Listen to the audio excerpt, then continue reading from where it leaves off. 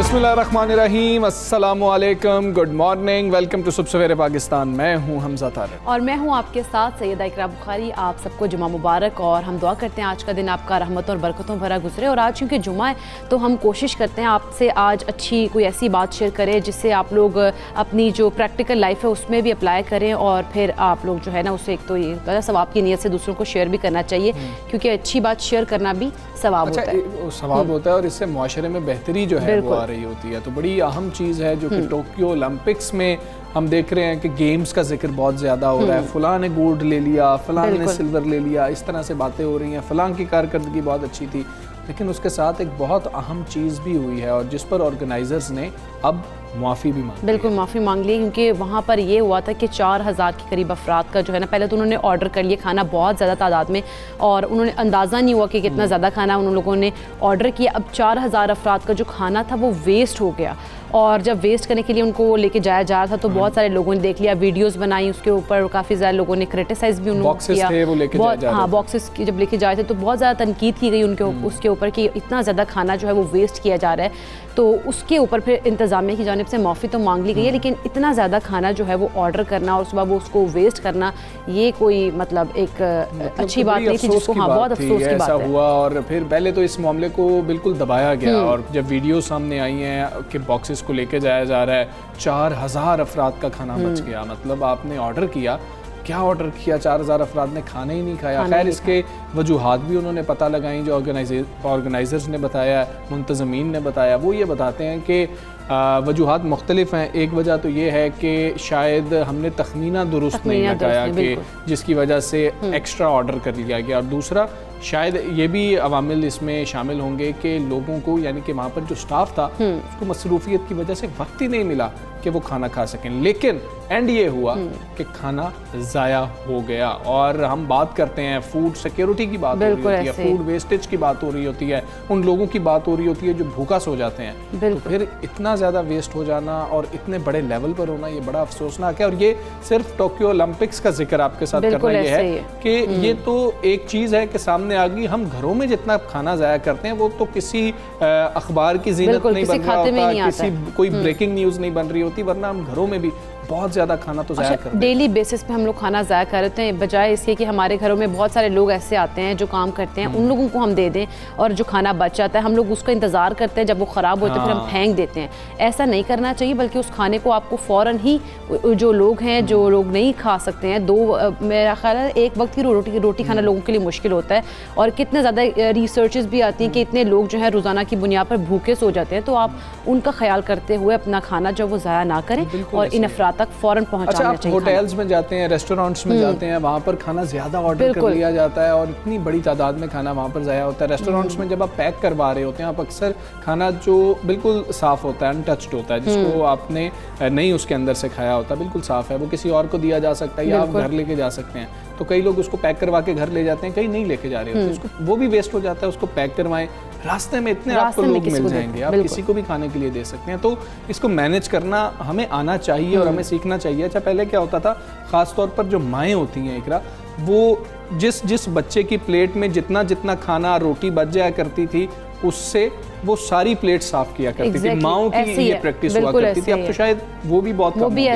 ऐसा नहीं है, क्योंकि होता था ना पहले माएँ जो हम वो एंड पे खाती थी, वो इसीलिए खाती थी कि भाई जो बच्चों की प्लेट से बचे तो वो ज़ाया ना हो, हम लोग खा लें। बिल्कुल ऐसे ही हर बच्चे का काम होता है कि वो छोड़ देता है, तो वो जो माएँ होती हैं वो खा लेती थी। हमेशा कहा गया कि आखिरी निवाले में तो सबसे ज्यादा बरकत होती है। अच्छा, वैसे हम लोगों को बचपन में कहा जाता है कि आखिरी जो है ना प्लेट में ना एक निवाला जन्नत से आता है, तो आपने कोई निवाला छोड़ना नहीं है। तो हम लोगों की कोशिश होती थी हम सारा ही फिनिश करें कि कोई जन्नत का नवाला। कोशिश करेंगे हम अपनी ज़िंदगियों को भी तब्दील करें। ओलंपिक्स इंतज़ामिया ने, टोक्यो ओलंपिक्स इंतज़ामिया ने तो माफ़ी मांग ली है, हम भी इसको दुरुस्त करने की कोशिश करें और पहले हम जो वेस्ट करते हैं उस पर ज़रा माफ़ी खुद से भी मांग लें, अल्लाह ताला से भी मांग लें और अब कोशिश करें कि अगर चलें खाना फिर भी बच जाएगा तो उसको फ्रिज में ख़राब होने के लिए मत रख दें, उसको बांटें और कोशिश करें कि जो भूखे हैं वो खाना खा सकें। हम सबसे पहले कोरोना की बात करेंगे। अगर कोरोना को मज़ीद तबाही से रोकना है तो सबको अब वैक्सीन लगवानी पड़ेगी। NCOC ने कोरोना वैक्सीनेशन करवाने के लिए अब डेडलाइन भी दे दी है। असद उमर ने गुज़श्ता रोज़ मुआविन खुसूसी बरए डॉक्टर फैसल सुल्तान के हमरा ये प्रेस कॉन्फ्रेंस अच्छा उन्होंने बिल्कुल इस प्रेस कॉन्फ्रेंस के दौरान उन्होंने कहा है कि वैक्सीन लगवाने का अमल जो है वो आसान तरीन कर दिया गया है। 31 अगस्त तक वैक्सीन जो लोग नहीं लगवाएंगे उनके लिए मजीद सख्तियां करने जा रहे हैं। और दफातर होटल्स की बात करें तो वहाँ काम करने वाले मुलाजमीन, स्कूल बस, वैन ड्राइवर्स सब 31 अगस्त तक उन्होंने कहा कि कोरोना वैक्सीन लगवा लें। बहुत ज़्यादा टाइम है, देखिए 1 महीना पूरा है और आज का दिन भी डालें तो 2 दिन बन जाते हैं, तो बहुत ज़्यादा टाइम है आपके पास। अगर पिछली हम गाइडलाइंस देखते तो इसमें तो दोनों डोजेज लग जाती थी, मतलब 28 दिनों में और 21 दिनों में लग जाती थी। खैर आप पहली डोज लगवाएं और लाजमी तौर पर खुद को वैक्सीनेट करवाएं। अब सख्ती होना शुरू हो गई है। 18 साल से ज़ायद उम्र के तालिब इल्म जो हैं उनके हवाले से भी कह दिया गया 31 अगस्त तक वैक्सीनेशन लाजमी तौर पर करवाना है। बिल्कुल ऐसी है। इसके अलावा वफाकी वज़ीर का कहना था कि जिन असातिज़ा ने वैक्सीनेशन नहीं करवाई वो भी 1 अगस्त के बाद स्कूल नहीं जा सकेंगे, लिहाजा वो लोग भी अपने आप को वैक्सीनेट कराएं। उन्होंने कराची में मुकम्मल लॉकडाउन की मुखालिफत की है और कहा कि पूरे शहर बंद करना इस वबा का इलाज बिल्कुल भी नहीं है। अच्छा, SOPs अच्छे तरीके से उन पर अमल दरामद हो जाए अगर तो कामयाबी हासिल हो सकती है, ये कहना है असद उमर साहब का। और वो कह रहे हैं कि अगर हम SOPs पर ही अमल दरामद करवा लें तो शायद हमें शहरों को तो बंद ही ना करना पड़े। और सिंध हुकूमत अब कराची में कोरोना वायरस के बढ़ते केसेस पर शहर में मुकम्मल लॉकडाउन पर बहुत ज़्यादा संजीदगी से गौर कर रही है। और कराची में कोरोना केसेस में इजाफा है और अस्पतालों में हमें पता है गुंजाइश बहुत ज़्यादा कम हो रही है। और कोरोना टास्क फोर्स के मुताबिक भी मुकम्मल लॉकडाउन लगाने पर जो हतमी फैसला है वो आज वज़ीर आला सिंध की ज़ेर सदारत इजलास में ही होगा। बिल्कुल ऐसे ही है। अच्छा, असद उमर साहब ने जो मीटिंग की है उन्होंने उसमें क्या कहा है, मेरा ख्याल है हम पहले वो सुनाते हैं। हम मुल्क बंद कर इस वबा का मुकाबला नहीं कर सकते। जैसे ही वबा ज़रा सी कम होती है तो हमारे जहन में शायद कहीं से ये आ जाता है कि अब ये वबा जो है शायद मुकम्मल तौर पर ख़त्म हो गई। वैक्सीनेशन वाहिद हल है अगर आप इससे मुकम्मल तौर पर निकलना चाहते हैं। SOP की इन्फोर्समेंट यानी उसके ऊपर अमल दरामद करने की शरह क्या चल रही है। सबसे कम सिंध और बलूचिस्तान है 33% के ऊपर। सिंध हुकूमत जो है वो बड़े एक्टिवली इसको देख रहे हैं कि क्या इकदाम किए जाएँ जिससे कराची में जो बहुत ख़तरनाक हद तक इस वक्त बढ़ी हुई है वबा का फैलाव बढ़ा हुआ है उसको किस तरीके से रोका जाए। हम पूरी जिस तरीके से पहले भी रहा है पूरी मदद देंगे सिंध हुकूमत को। कई लोग ऐसे हैं जिनके दिमाग में अभी तक ये वाज़ेह नहीं हो सका कि जो हम अमल करते हैं उसी का नतीजा हमें नज़र आता है।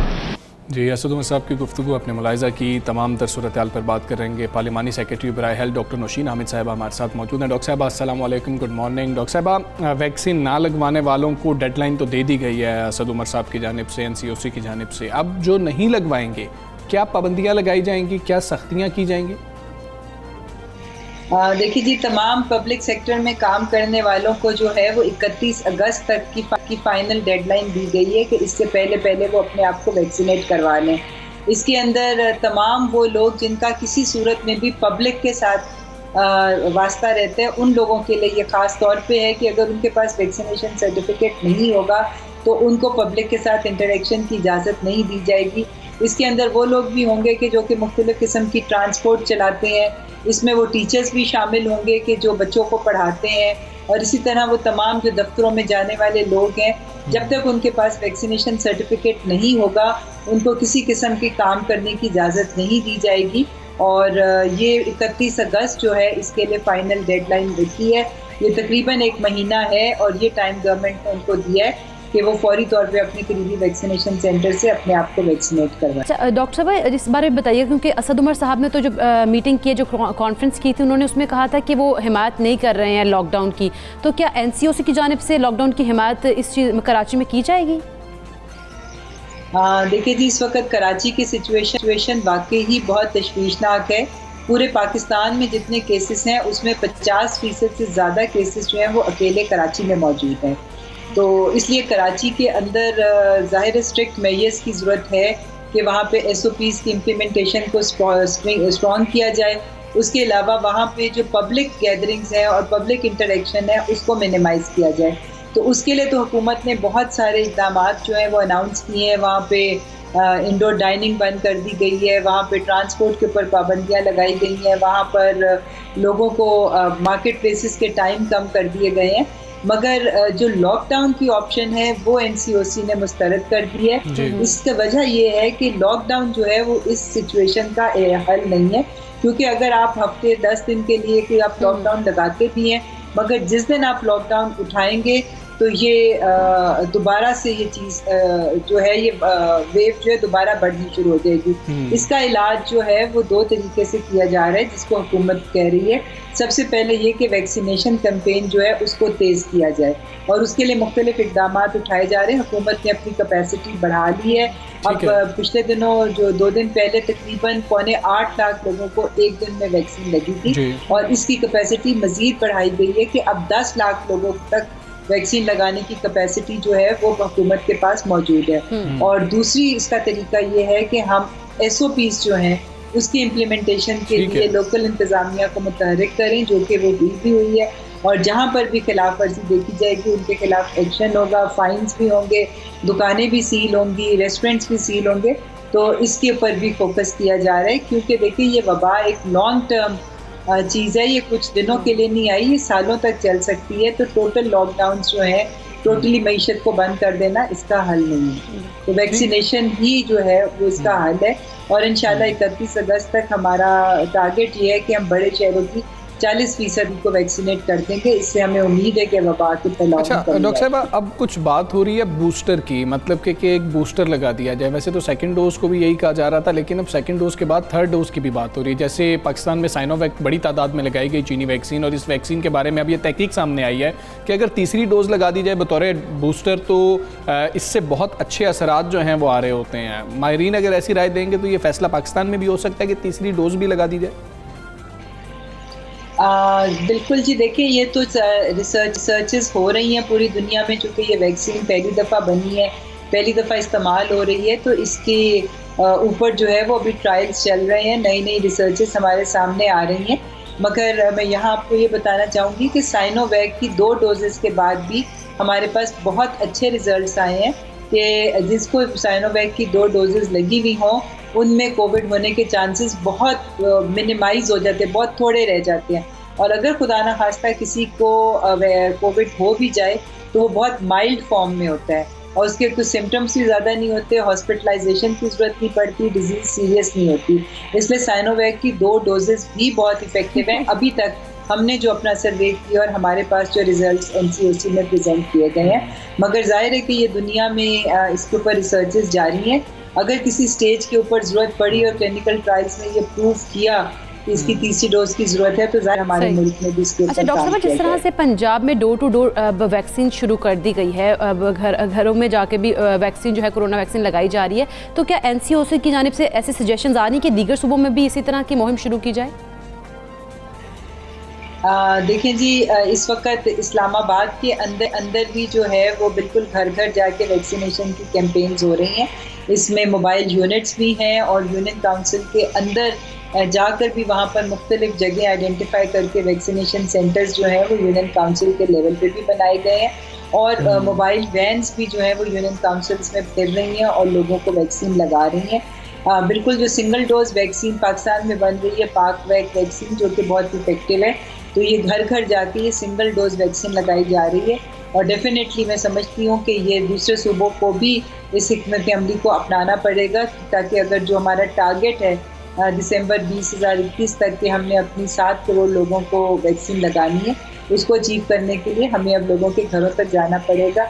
इस बार और पंजाब के बाद मैं उम्मीद करती हूँ कि बाकी सूबे भी इस प्रैक्टिस को फॉलो करें। ठीक है डॉक्टर नौशीन आमिर साहिबा, बहुत शुक्रिया आपका। सुबह सवेरे पाकिस्तान से आप बात कर रही थी, और बहुत ज़रूरी हो गया है वैक्सीन लगवाना, पहले से बहुत ज़्यादा ज़रूरी था, लेकिन अब चूँकि सख्तियाँ की जाएंगी, पाबंदियाँ लगाई जाएंगी, तो बेहतर था कि पाबंदियों से पहले ही हम लोग खुद को वैक्सीनेट करवा लेते। लेकिन अभी भी हम जितना जल्दी खुद को वैक्सीनेट करवाएंगे वही हमारे लिए भी बेहतर, क्योंकि अभी भी सिचुएशन जो है वो अंडर कंट्रोल है।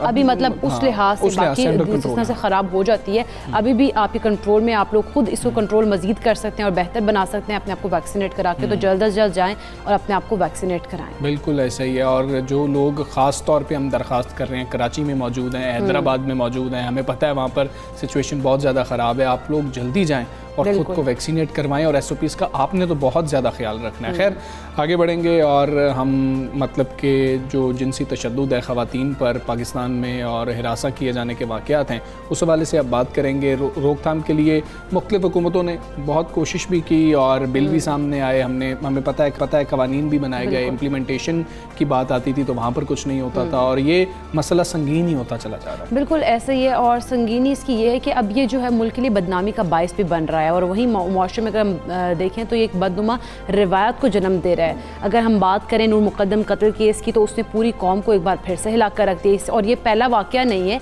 इस तरह के जो बेरहम वाक़यात उनको एक तसलसल है जो हमारे ज़मीरों को मुसलसल झंझोड़ रहा है। अच्छा, अब मामला ये है कि ये मतलब है क्या, इसके पीछे वजह क्या है, इसके पीछे सोच क्या होती है। अक्सर हम बात करते हैं कि जब ऐसा कोई वाक़या हो जाता है, ऐसा कोई सानहा हो जाता है, उसके बाद जी ज़हनी तवाज़ुन ठीक नहीं था। हाँ, अच्छा जी, वो उस वक्त जो है ज़हनी कैफियत दुरुस्त नहीं थी, इस तरह की बातें हो रही होती हैं। क्या ये सिर्फ इतनी सी बात होती है या फिर ये बच्चे की परवरिश से, बचपन से लेकर ये मामला शुरू होता है और इसके कुछ असरात ज़िंदगी भर चल रहे होते हैं, या ये सब कुछ अचानक से हो जाता है? ये बहुत बड़े सवालात हैं और इसके पीछे ही रहकर अदालतों में जाके केस लड़े जाते हैं, उनको परसू किया जाता है, इस तरह के मौक़िफ़ दिए जा रहे होते हैं। अच्छा, इन तमाम तर सवालों का हम जवाब जान लेते हैं कि आखिर इनकी क्या वजूहात हैं। हमारे साथ मौजूद हैं माहिर क्रिमिनोलॉजी नाइमा सईद। अस्सलाम वालेकुम, गुड मॉर्निंग डॉक्टर साहब। ख़वातीन के ख़िलाफ़ बढ़ते जुराइम की वजह क्या है और आप क्या समझती हैं ये जो कुछ हो रहा है इसके पीछे क्या कोई ताकतवर होता है कि जो कमज़ोर पर हमला करने वाली बात, ऐसा कोई तासुर है या फिर कोई और मुहर्रिकात भी हो सकते हैं? जी वैसे गुड मॉर्निंग।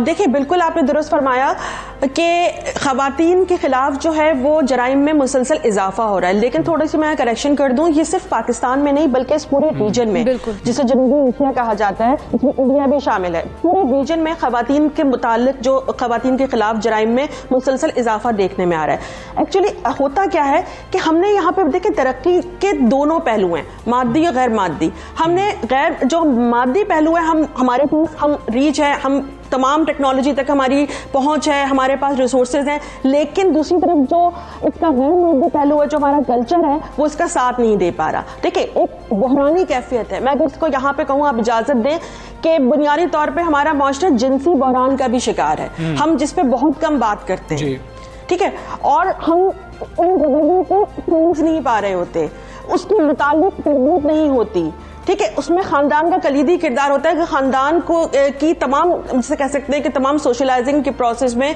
खानदान का कलीदी किरदार होता है, जिसमें ये रवैये भी शामिल हैं। लेकिन हमारे यहाँ जो है वो इसको जो है वो बिल्कुल इस पर बात नहीं की जाती। हमारी अखलाकियात, हमारे कभी मजहब की तरफ से जो है वो हमें होता है कि हम इन चीज़ों पर बात ना करें, लेकिन अब ज़रूरत है कि इस पर भी जो है वो आया जाए, इस पर भी बात की जाए कि होता क्या है, मसाइल क्या है, इस पर खुल के बात की जाए। ठीक है। फिर आपने बात की कि अक्सर ये होता है कि कोई नफ्सियाती वजूहात की तरफ चली जाती है। बिल्कुल नफ्सियाती वजूहात होती हैं, हम ये नहीं कह सकते कि नहीं होती, ठीक है। यहाँ पे नेग्लिजेंस है, क्रिमिनल नेग्लिजेंस है, कहाँ पेरेंट्स की। अच्छा, ये और बढ़ जाती है कि जब वहां पर उनकी समाजी हैसियत और उनकी माशी हैसियत जो है वो सोशल स्टेटस उनका ज्यादा होता है, उनकी फाइनेंशियल कंडीशन अच्छी होती है, वो दौलतमंद तबके से ताल्लुक रखते हैं, वहां पर बच्चे की तरबियत में अब देखें कि वहां पे ये नहीं होता कि उनको सही हो गलत, बल्कि कि बच्चा जो चाह रहा है, जिद कर रहा है, ये चीज फिर वक्त के साथ साथ जो है वो पुख्ता होती चली जाती है, ठीक है। बिल्कुल जराइम में जो है वो हम देखते हैं कि खवातीन के अगेंस्ट जो बहुत ज्यादा इजाफा हो रहा है, हमेशा जराइम का निशाना कमजोर लोग ही बनते हैं, चाहे वो एज के लिहाज से कमजोर हों, चाहे वो जेंडर के लिहाज से कमजोर हों। जैसे कब देखें बच्चों से मुतालिक एक वेव आती है कि आप देखते हैं बच्चों के अगेंस्ट जो है आप देख रहे होते हैं कि चाइल्ड अब्यूज के इतने वाकयात होते हैं, खवातीन के मुसलसल मुतवातिर देख रहे हैं।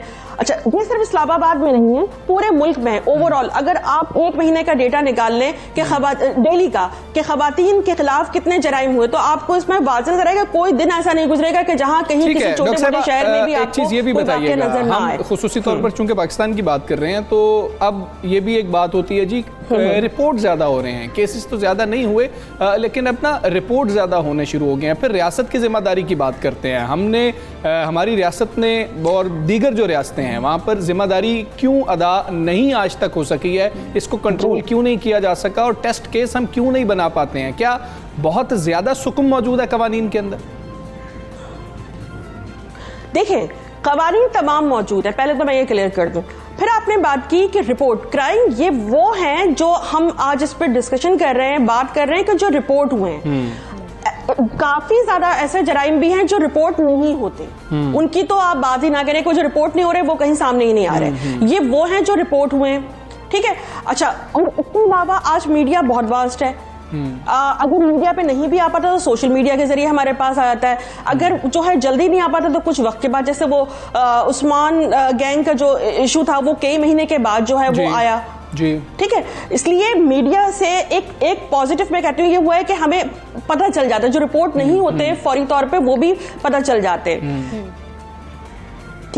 अच्छा, इसके अलावा हम पाकिस्तान को जो है वो अलहदा नहीं कर सकते, ये पूरी वेव है, ये एक वॉयलेंस वेव है जो पूरे इस रीजन में जो है वो चल रही है। और उसके बाद हम देखते हैं कि जो माशरे पेचीदा होते चले जाते हैं वहां पर क्राइम भी पेचीदा होता चला जाता है। अभी भी नूर मुकद्दम की आप केस की बात करें, मुसलसल फ्रीक्वेंटली जो है वो नई नई चीजें, नए नए एस्पेक्ट जो है वो सामने आ रहे हैं। जी बिल्कुल जी। अच्छा, आप ये बता दीजिएगा नाइमा साहिबा कि इसका आखिर हल क्या है, और क्या कोई ऐसे जो, क्योंकि कानून तो मौजूद है, इम्प्लीमेंटेशन के ऊपर बात आती है, इम्प्लीमेंटेशन नहीं हो पाती ना, तो इसका हल क्या है, किस तरह से हम इन चीज़ों से बाहर निकल सकते हैं? देखिए, इम्प्लीमेंटेशन के बाद कानून आपके पास तमाम मौजूद है, इम्प्लीमेंट नहीं हो पाते। देखिए, अभी आपने स्टार्टिंग में बात की थी हुकूमत की, ओके, हुकूमत का काम है कवानीन बनाना। अब हम माशरे की तरफ आ जाए, कहाँ के लिए कवानीन बनाए जा रहे हैं? माशरे के लिए बनाए जा रहे हैं। माशरे में रहने वाले लोग उसको कितना कबूल कर रहे हैं? इदारे भी जो है वो माशरे से ही है ना, यही लोग जो आज हम बात करें, हमारे ही जैसे लोग जो है वो इदारों में बैठे हुए। जब तक सेंसिटिविटी पैदा नहीं होगी, जिनसी हसासियत पैदा नहीं होगी, जब तक हम ये नहीं समझेंगे कि एक खातून पे तशद्दुद होना या उसके खिलाफ जुर्म होना कोई एक इशू है, तो जब तक इम्प्लीमेंटेशन को आप भूल जाएं। इम्प्लीमेंटेशन करने वाला कौन है? मैं और आप, ठीक है, हमारे जैसे लोग, ठीक है। पहले मुआशरे, अच्छा ठीक है डॉक्टर साहब, बहुत शुक्रिया। आप कह रही हैं कि मुआशरे के इस्लाह बहुत ज़्यादा ज़रूरी है, और ख़ासतौर पर अगर हम देखें तो बच्चों की परवरिश से लेकर ये मामला चल रहा होता है। जब किसी की हिस्ट्री निकलती है, क्रिमिनल हिस्ट्री, तो मेजॉरिटी लोगों की बचपन से जाके मिलती है कि वो किस तरीके से बचपन में ऐसे करता था, फिर आगे ऐसा हुआ, घर में भी लड़ाई शड़ाई होती थी, ये मसले रहते थे। खैर, ये बड़े संजीदा मामले, और इनको टेस्ट केस सब बनाना चाहिए। हम देख रहे हैं कि बहुत ज़्यादा इसके ऊपर जो है कोशिश भी की जा रही है, और ये जिस तरीके से काम भी हो रहा है, और इम्प्लीमेंटेशन जब होगी तो हम फिर ही देख सकते हैं कि ये जराइम कम हो रहे होंगे। हम यहाँ पर एक ब्रेक लेंगे, ब्रेक के बाद वापस आते हैं। Stay with us.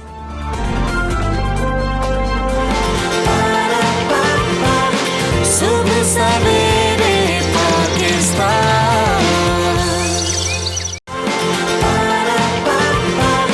सुबह सवेरे पाकिस्तान।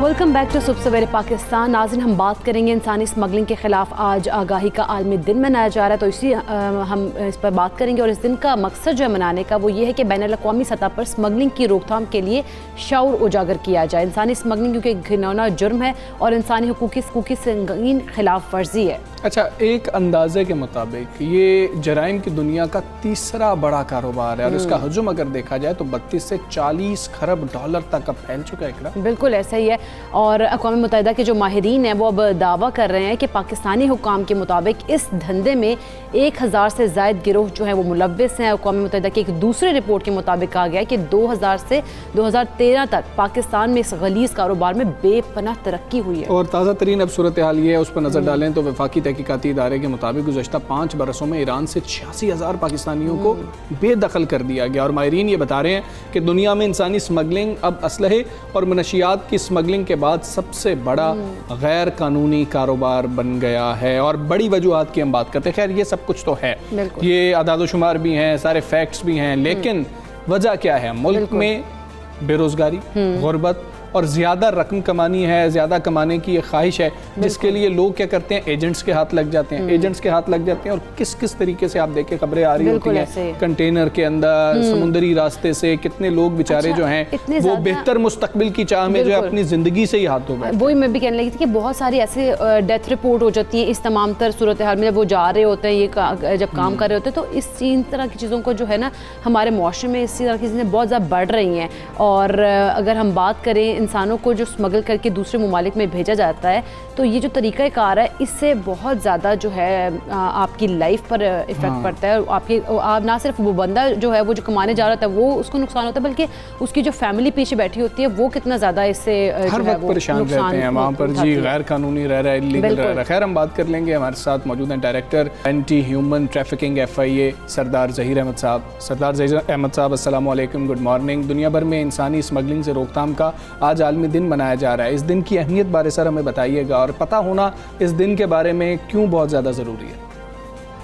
बुनियादी तौर पर वर्ल्ड ट्रैफिकिंग डे मनाने का मकसद ये है कि एक तो मुआशरे को आगाही दी जाए कि ट्रैफिकिंग का जुर्म क्या है और मुआशरे ने इस जुर्म से या इस जुर्म को करने वालों से कैसे बचना है। दूसरा मकसद इस दिन को मनाने का ये है कि सोसाइटी को उन एफ़र्ट्स से आगाह किया जाए और सारे जो इस जुर्म से मुतल्लिक़ लोग हैं, मिसाल के तौर पर पुलिस है, FIA है, मीडिया के लोग हैं, सिविल सोसाइटी के लोग हैं, लॉयर्स कम्युनिटी है, बाकी कम्युनिटीज़ हैं, वो सारी मिलजुल कर बैठें और ये देखें कि मुख्तलिफ़ लोग जो हैं जो इस जुर्म की तफ्तीश के लिए, प्रोसिक्यूशन के लिए, कैपेसिटी बिल्डिंग के लिए काम कर रहे हैं, वो क्या एफ़र्ट्स कर रहे हैं, वो क्या काम कर रहे हैं कि इस जुर्म का सोसाइटी से। ज़रा ये भी बता दीजिएगा कि इंसानी स्मगलिंग की रोकथाम के लिए हुकूमत वक्त क्या कर रही है और कौन कौन से इदारे हैं जो इसमें मुआविन का किरदार अदा कर रहे हैं।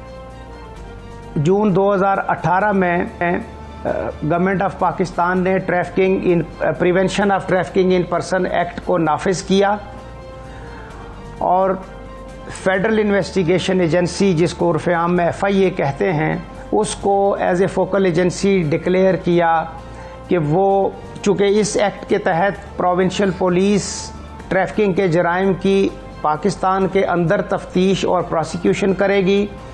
FIA का जो रोल है ट्रैफिकिंग इन पर्सन एक्ट के तहत वो क्रॉस बॉर्डर केसेस की इन्वेस्टिगेशन और प्रोसिक्यूशन का है। ट्रैफिकिंग के जुर्म की रोकथाम के लिए सूबों के अंदर मुख्तलिफ स्टेक होल्डर्स हैं, जिसमें पुलिस का रोल इन्वेस्टिगेशन एजेंसी के तौर पे है।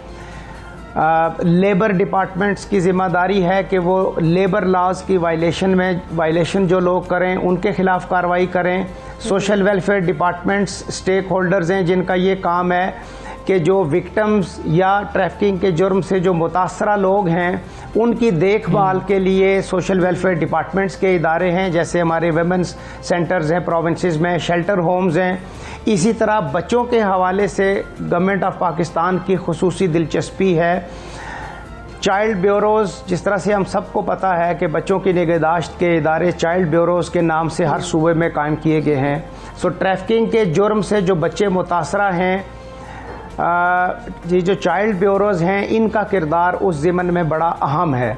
FIA as a federal coordinating agency, उसका बुनियादी और कलीदी किरदार ये है कि वो सूबों के अंदर पुलिस के साथ, सोशल वेलफेयर डिपार्टमेंट्स के साथ, चाइल्ड ब्यूरोज़ के साथ और इसी तरह फेडरल में मुख्तलिफ जो मिनिस्ट्रीज़ और इदारे हैं इसमें काम कर रहे हैं, उनके साथ मिल के, और UNODC, IOM, ICMPD, यूनिसेफ, इसी तरह के दीगर इंटरनेशनल इदारों के साथ मिल के तो अपने इदारों की कैपेसिटी बिल्डिंग और उनकी सेंसिटाइजेशन के लिए FIA काम कर रही है गुज़िश्ता 2 साल से, और इसमें हमने काफ़ी अच्छी प्रोग्रेस देखी। अच्छा, ये भी बता दीजिएगा कि इंसानी स्मगलिंग की हम बात करें तो इसकी नौयत है क्या और हमारे माशरे में किन किन शक्लों में ये मौजूद है। ट्रैफिकिंग इन पर्सन एक्ट की सेक्शन 3 इस जुर्म को इस तरह से उसकी तारीफ़ करती है कि अगर कोई शख्स ज़बरदस्ती या पैसे के ज़ोर पे या वर्गला कर या बहला फुसला कर किसी मर्द या औरत या बच्चे या बच्ची को बॉन्डेड लेबर या फोर्स्ड लेबर या जिसको जबरी मुशक्क़त कहें उसके लिए इस्तेमाल करता है या सेक्स ट्रैफिकिंग के लिए इस्तेमाल करता है, तो वो ट्रैफिकिंग के जुर्म का मुर्तकिब होगा। और हमारे मुआशरे के अंदर ट्रैफिकिंग का जुर्म मिसाल के तौर पे भिखारियों के गिरोह हैं मुख्तलिफ़ शहरों में जो बच्चे बच्चियों को किडनैप करके उनसे भीख मंगवाते हैं। इसी तरह मुख्तलिफ़ लोगों से मुख्तलिफ़ जगहों पे जबरी मुशक्क़त किसी न किसी सूरत में ली जाती है, उनको मुआवज़ा कम दिया जाता है या नहीं मुआवज़ा दिया जाता, ये भी जबरी मुशक्क़त की एक किस्म है। और इसी तरह बच्चों और बच्चियों को या ख़वातीन को काम के बहाने से वरगला और फुसला कर एक शहर से दूसरे शहर में ले जाया जाता है। और जो सेक्स ट्रैफिकिंग है या जो जिनसी जराइम वो उनसे करवाए जाते हैं, तो ये जराइम ऐसे हैं कि इसके मुआशरे पे बड़े संजीदा असरात पड़ते हैं। सो हम सबको कोशिश करनी चाहिए कि अपने इर्द गिर्द के लोगों पे नज़र रखें और जितना हम अपने बच्चों को, बच्चियों को, मर्द व ख़वातीन को इन जराइम से बचा सकें उतना हमारे हक़ में बेहतर। सरदार ज़हीर अहमद साहब, बहुत शुक्रिया आपका। सबसे पाकिस्तान से आप बात कर रहे थे और बिल्कुल ये समझना पहले तो बहुत ज़्यादा ज़रूरी है कि ये गैर कानूनी है और सिर्फ ये आप जिस मुल्क में जा रहे होते हैं उसके लिए नहीं, आप जो पूरा तरीक़ाकार अपना रहे होते हैं वो मुकम्मल तौर पर गैर कानूनी और बहुत ज़्यादा ख़तरनाक भी होता है। बिल्कुल ऐसे परहेज़ करना चाहिए तो वही बेहतर है। और इंसान अपनी खुराक के लिए क्या कर रहा है ये भी जानना बहुत ज़्यादा ज़रूरी है। हमें अपनी खुराक का कितना ज़्यादा ख्याल रखना है, अपनी सेहत का कितना ज़्यादा ख्याल रखना है और उसके असरात क्या होते हैं जिस्म पे, ये हमें समझने की पहले तो बहुत ज़्यादा ज़रूरत है। अच्छा, बिल्कुल ऐसी है। ख़ास तौर पर अगर हम बात करें क़ुव्वत मुदाफ़त की, तो वो बढ़ाने के लिए खुराक में एक जो अहम आप कह लें कि जो हिस्सा है वो है आयरन का। और आयरन जो है उससे भरपूर जो ग़िज़ा है वो उसमें रोज़ाना का इस्तेमाल जो है वो यकीनी आपको बनाना चाहिए। अपनी जितनी भी आप फूड आइटम्स देते हैं आयरन का इस्तेमाल उसमें होना चाहिए। मतलब ऐसी फूड आइटम्स रखें जिनमें आयरन पाया जाता हो। जैसे कि हम बात करते हैं पालक की, पालक में बहुत वाफर मिकदार में जो है वो आयरन जो है वो मौजूद होता है। अच्छा, पट्टों के दर्द का भी कहा जाता है कि आयरन की कमी की वजह से पट्टों का दर्द भी जो है उसकी शिकायत लोग कर रहे होते हैं। अब ये आयरन है क्या चीज़, किस तरीके से हमें पता लगेगा कि कमी हो गई है और फिर हमें क्या करना चाहिए, कौन सी खुराकें हैं जो हमें लेनी चाहिए और अगर आयरन की कमी हो तो उससे क्या मुश्किलात हो सकती हैं, यही हम बात करेंगे। माहिर ग़िज़ाइया डॉक्टर आयशा नासर मौजूद। आयशा, अस्सलाम वालेकुम, गुड मॉर्निंग। आप ये बताइए कि हम आयरन की खुराक की बात कर रहे हैं, आपने देखा वो एक गैंग वॉर भी आपने खुराक के पीछे देखी। हम अपनी खुराक के लिए पहले तो ये बताएं कि इतने जतन करते क्यों नहीं है देखिए मुतवाज़न और बेहतर ग़िज़ा के लिए? हमारे प्रायोरिटीज़ अब डिफरेंट हो गई हैं। पहले ये प्रायोरिटी होती थी कि हमने अपनी हेल्थ को प्रायोरिटी बनाना है, हमने अपनी खुराक को प्रायोरिटी बनाना है, लेकिन आजकल के दौर में हमारी प्रायोरिटीज़ डिफरेंट हो गई हैं। हम लोग 5-6 हज़ार का एक जोड़ा तो पहनना पसंद करेंगे, लेकिन 2-3 हज़ार का आयरन का टेस्ट या किसी भी चीज़ का टेस्ट जो वाइटल्स हमें कहा जाता है कि हर 6 महीने बाद रिपीट करने हैं, वो हमारी प्रेफरेंस में नहीं रहे। कुछ दिखावा, हमारे अंदर आयरन कितना है आपको भी नहीं पता, इनको भी नहीं पता कि मेरे अंदर आयरन कितना है, लेकिन मैंने सूट कौन से ब्रांड का पहना है या किस प्राइस का पहना है, चूँकि वो दिखता है, वो नज़र आता है, तो उस पर हम स्पेंड करना जो है वो प्रेफर करते हैं। अब जहाँ तक बात है आयरन की कमी की, तो आयरन की कमी बच्चों में, हामला ख़वातीन में और ख़वातीन में, मतलब हामला में भी और नॉर्मल ख़वातीन में भी आयरन की कमी बहुत ज़्यादा रिपोर्ट हो रही है। और पिछले 10 साल से, जब से मुझे याद है कि हमने टीवी देखना शुरू किया और सारा कुछ, तो आयरन की कमी पे अक्सर अवेयरनेस प्रोग्राम्स चल रहे होते हैं, बहुत ज़्यादा NGOs इस पे काम कर रही होती हैं, इवन हुकूमत भी इसके ऊपर काम कर रही होती है, लेकिन ये ठीक नहीं हो पाता। वजूहात क्या है कि हम छोटी छोटी गलतियाँ कर रहे होते हैं। सबसे पहले हम देख लें कि आयरन की कमी की अलामात क्या हैं। आपको या मुझे कैसे पता चलेगा कि हमने आयरन की कमी का टेस्ट कराना है? अगर आपका बच्चा क्लास में बाकी बच्चों से पीछे रहता है, क्लास में हर वक्त सोया हुआ रहता है, या उसकी कोग्निटिव डेवलपमेंट, जिससे मुराद ये है कि जो दूसरा बच्चा सीख रहा है वो आपका बच्चा नहीं सीख पा रहा है या देर से सीख पा रहा है, तो इट मींस के बच्चे में आयरन की कमी हो सकती है। लेजी भी हो तब भी हम ये कह सकते हैं। बिल्कुल, थकावट के ऊपर भी है ना, ग्रोथ, बिल्कुल ग्रोथ, और थोड़ा सा पेल नज़र आना, हर वक्त पिलाहट, उसके चेहरे पे, आंखों में पिलाहट का होना, ये इस बात की अलामत है कि आयरन की कमी है। इसी तरह हामला ख़वातीन, उनमें चूंकि थकावट अक्सर होती है तो हम लोग इस बात पे गौर नहीं करते, उनकी आयरन रिक्वायरमेंट ज़्यादा होती है। अब हम लोग इस चीज़ पे गौर नहीं कर रहे होते कि जो थकावट है वो हामला होने की वजह से नहीं, ये आयरन की कमी की वजह से भी हो सकती है। और तीसरा, जो ख़वातीन हैं, चूँकि उनमें भी आयरन की रिक्वायरमेंट अपने मेंस्ट्रुअल साइकिल की वजह से ज़्यादा होती है, तो हम उस पर भी ज़्यादा गौर नहीं करते और वो भी अक्सर थकावट का शिकार रहती हैं। अक्सर ख़वातीन ये कंप्लेन करती हैं कि जब हम सो के उठते हैं तो हम थके हुए होते हैं, हम तो जितना मर्जी सो लें हमारी तो थकावट ही नहीं दूर होनी। या अक्सर सोशल मीडिया पे पोस्ट आ रही होती हैं कि सो के थक गए फिर सो गए, तो ये क्या है? ये बेसिकली आप इतना सो रहे हैं और आपकी नींद ही पूरी नहीं हो रही, ये बेसिकली आयरन की कमी है। कहीं पे कोई मसला है, ये हमें आइडेंटिफाई करना होगा। अगर आपको ज़रूरत से ज़्यादा नींद आती है, आपको थकावट रहती है, आपका कलर जो है वो पीला रहता है, बात भूल जाते हैं, आप अटेंशन नहीं सही तरीके से दे पाते, या आप हर वक्त थके हुए मुरझाए हुए फील करते हैं, तो ये सब आयरन की अलामत अच्छा है। आयशा, ये तो अलामात आपने बताई है ना, जैसे अब इनकी कमी को कैसे पूरा किया जा सकता है, क्योंकि हम देखते हैं कि कुछ विटामिन दे दिए जाते हैं या कोई कैप्सूल्स वगैरह इस तरह के होते हैं, इसके अलावा फूड के थ्रू भी हम किस तरह से इसको ओवरकम कर सकते सबसे पहली हमारी प्रेफरेंस होनी चाहिए फूड, मतलब सप्लीमेंट्स अच्छी चीज़ हैं, लेकिन हमारी प्रेफरेंस पे या हमारी प्रायोरिटी पे सप्लीमेंट्स नहीं, हमारी प्रायोरिटी पे फूड होनी चाहिए। आयरन का सबसे अच्छा सोर्स है बीफ, जो कि हम खवातीन खाती नहीं है क्योंकि हमें स्मेल आती है उसमें से।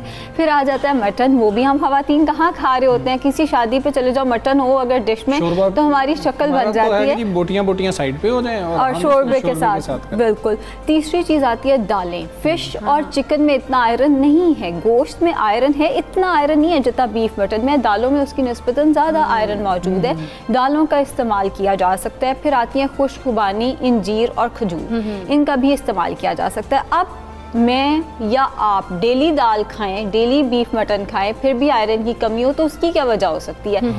ये जो हम चाय का इस्तेमाल करते हैं, दोनों के पास चाय पड़ी हुई है, ये जो हम चाय का इस्तेमाल करते हैं और खाने के फ़ौरन बाद या नाश्ते के फ़ौरन बाद हमारे यहाँ कितना वो है कि हमने नाश्ता तो चाय के साथ ही करना है, जान निकल जाती है अगर डाइट का गुंजाइश नहीं निकलती है खाने के 1 घंटे पहले या 1 घंटे बाद, ताकि ये न्यूट्रिएंट्स की एब्जॉर्प्शन ना रुके। देखिए जितना हमारी डाइट में आयरन है, चाय ग्रीन टी जो हम समझते हैं खाने को हेल्प करेगी डाइजेस्ट होने में, कहवा जितने ये पेशावरी कहवा वगैरह ये यूं बाइंड करते हैं आयरन के साथ। लेकिन खाना हजम करने के लिए पाकिस्तान में 2 ही चीज़ें इस्तेमाल की जाती हैं। मर्द हज़रात बड़ी तादाद में सिगरेट पीने के लिए निकल जाते हैं फौरी, और ज़्यादातर फैमिलीज के अंदर देखा जाता है चाय फौरी आ जाएगी। तो ये बिल्कुल उसकी तो हमें पता है कि वो बिल्कुल गलत प्रैक्टिस है, ये भी बिल्कुल गलत है। इंतहाई नुकसान थे। एक तो ये कि ये न्यूट्रिएंट्स की एब्जॉर्प्शन रोकती है। हम क्यों चाय पीते हैं जी? हमें नींद ना आ जाए दोपहर में, तो नींद हमारा मज़हब भी ये कहता है कि दोपहर का खाना खा के थोड़ा सा नैप ले लो ताकि ब्लड सर्कुलेशन आपकी अच्छी हो जाए। ये वाली प्रैक्टिस छोड़ दें। अंडा आयरन का बहुत अच्छा सोर्स है। अगर आप नाश्ते में अंडा खा के उसके ऊपर से ग्रीन टी, कॉफ़ी, चाय या कोई भी कैफिनेटेड ड्रिंक का इस्तेमाल करते हैं, इट मीन्स कि आप आयरन की एब्जॉर्प्शन को मुकम्मल तौर पे रोक रहे हैं। अच्छा, दूसरी हम ये गलती करते हैं, हम आयरन तो इस्तेमाल कर रहे हैं, हम विटामिन सी उसके साथ इस्तेमाल नहीं कर रहे। कोविड में शायद इस चीज़ की अवेयरनेस लोगों में आ गई है कि विटामिन सी कितना इंपॉर्टेंट है।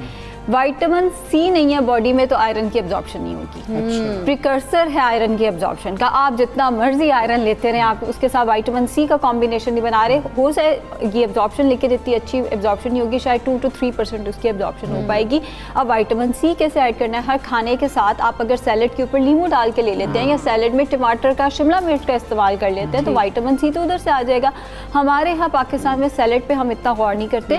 शायद मैं इस चीज़ को समझती हूँ कि हमारा सोशो इकोनॉमिक स्टेटस भी हम लोग इस तरह अफोर्ड नहीं करते। 2 वक्त की रोटी मुकम्मल हो जाए तो वही बड़ी बात है, तो सूखी रोटी हम सालन के साथ लगा के खा रहे होते हैं। बहरहाल सालन में ही सही बेशक, लेकिन नींबू ज़रूर ऐड कर लें ताकि विटामिन सी मिल जाए और आयरन की एब्जॉर्प्शन जो है वो मैक्सिमम हो सके। फिर इसबगोल का इस्तेमाल, इसबगोल का इस्तेमाल भी आयरन की एब्जॉर्प्शन रोक सकता है अगर आपने खाने से बिल्कुल पहले, जैसे अक्सर लोग वेट लॉस के चक्कर में खाने से बिल्कुल पहले इसबगोल लेते हैं ताकि वो कम खा सके। खवातीन में प्रेगनेंसी के बाद, बच्चा डिलीवर करने के बाद वेट लॉस प्रायोरिटी हो जाता है, और उसमें हम ये गलती करते हैं कि हम लोग सबसे पहले तो जी इसबगोल लेते हैं, उसके ऊपर से खाना खाते हैं ताकि हम खाना कम खाएं। होगा क्या? इसबगोल सारा का सारा आयरन के साथ या कैल्शियम के साथ बाइंड कर जाएगा। तो ये हो सकता है कि हम आयरन ले रहे हों बॉडी के अंदर, आयरन जा भी रहा हो लेकिन उसकी अच्छा, एक और इम्पॉर्टेंट चीज़ है कि ये आयरन डेफिशिएंसी की हमने बात कर ली है कि क्या आयरन ज़्यादा भी हो जाती है? हम अगर बात करें कि हमें तो पता है इकरा ये सप्लीमेंट ले रही थी, तो मैंने भी यही शुरू कर लिया, आयशा ने भी यही शुरू कर लिया, सिर्फ देखते देखते, क्योंकि इकरा वो ले रही थी तो उसी तादाद में लेते चले गए। ये भी कोई केसेस होते हैं और इसमें क्या नुकसान हो सकते हैं? आयरन हो गया, विटामिन डी हो गया, कैल्शियम हो गया, इन सब की अगर आप ज़रूरत से ज़्यादा इस्तेमाल करेंगे टॉक्सिसिटी आएगी। जिसे आप कह सकते हैं ये जहर बन जाएगा, फ़ायदे की बजाय ये नुकसान देना शुरू कर देगा। अब होता क्या है, फ़लाँ ने ये सप्लीमेंट रिकमेंड किया, उसका कलर बड़ा बेहतर हो गया। अब किसी ने ये नहीं सोचा कि उसको हो सकता है आयरन की कमी हो, तो पेल कलर से वो कॉम्प्लेक्शन उसका अच्छा हो गया। पूरा मोहल्ला, लिटरली पूरा मोहल्ला वो इस्तेमाल करना शुरू कर देता है। ऐसे केसेस भी देखे गए हैं कि जैसे विटामिन डी का सप्लीमेंट जरूरत से ज़्यादा इस्तेमाल करने से किडनीज फेल हो गई। अच्छा। सो हम लोग बगैर सोचे समझे, बगैर अपना टेस्ट कराए, हम लोग किसी भी मल्टीविटामिन का इस्तेमाल जो है वो शुरू कर देते हैं। मल्टीविटामिन आप इस्तेमाल करें, वो मल्टीविटामिन इस्तेमाल करें जिसमें सब विटामिन है।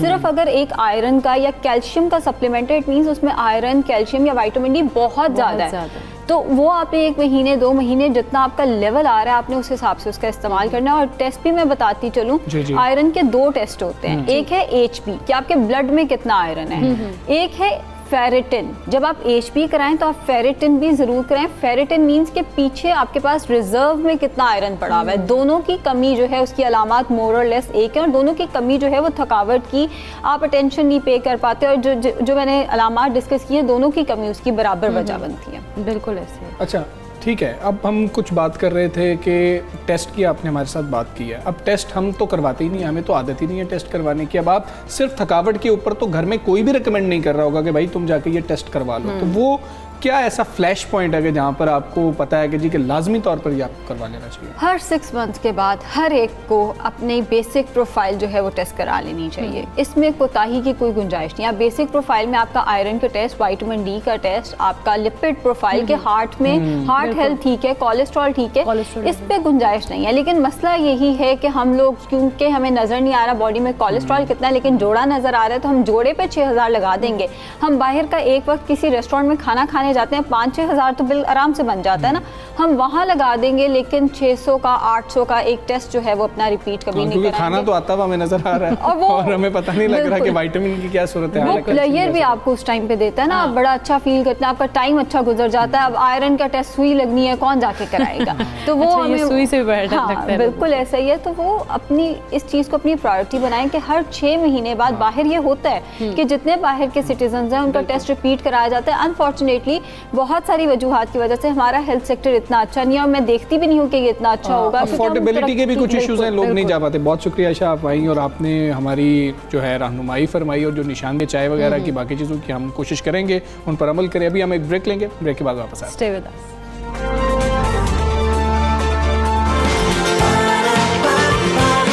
सुबह सवेरे पाकिस्तान,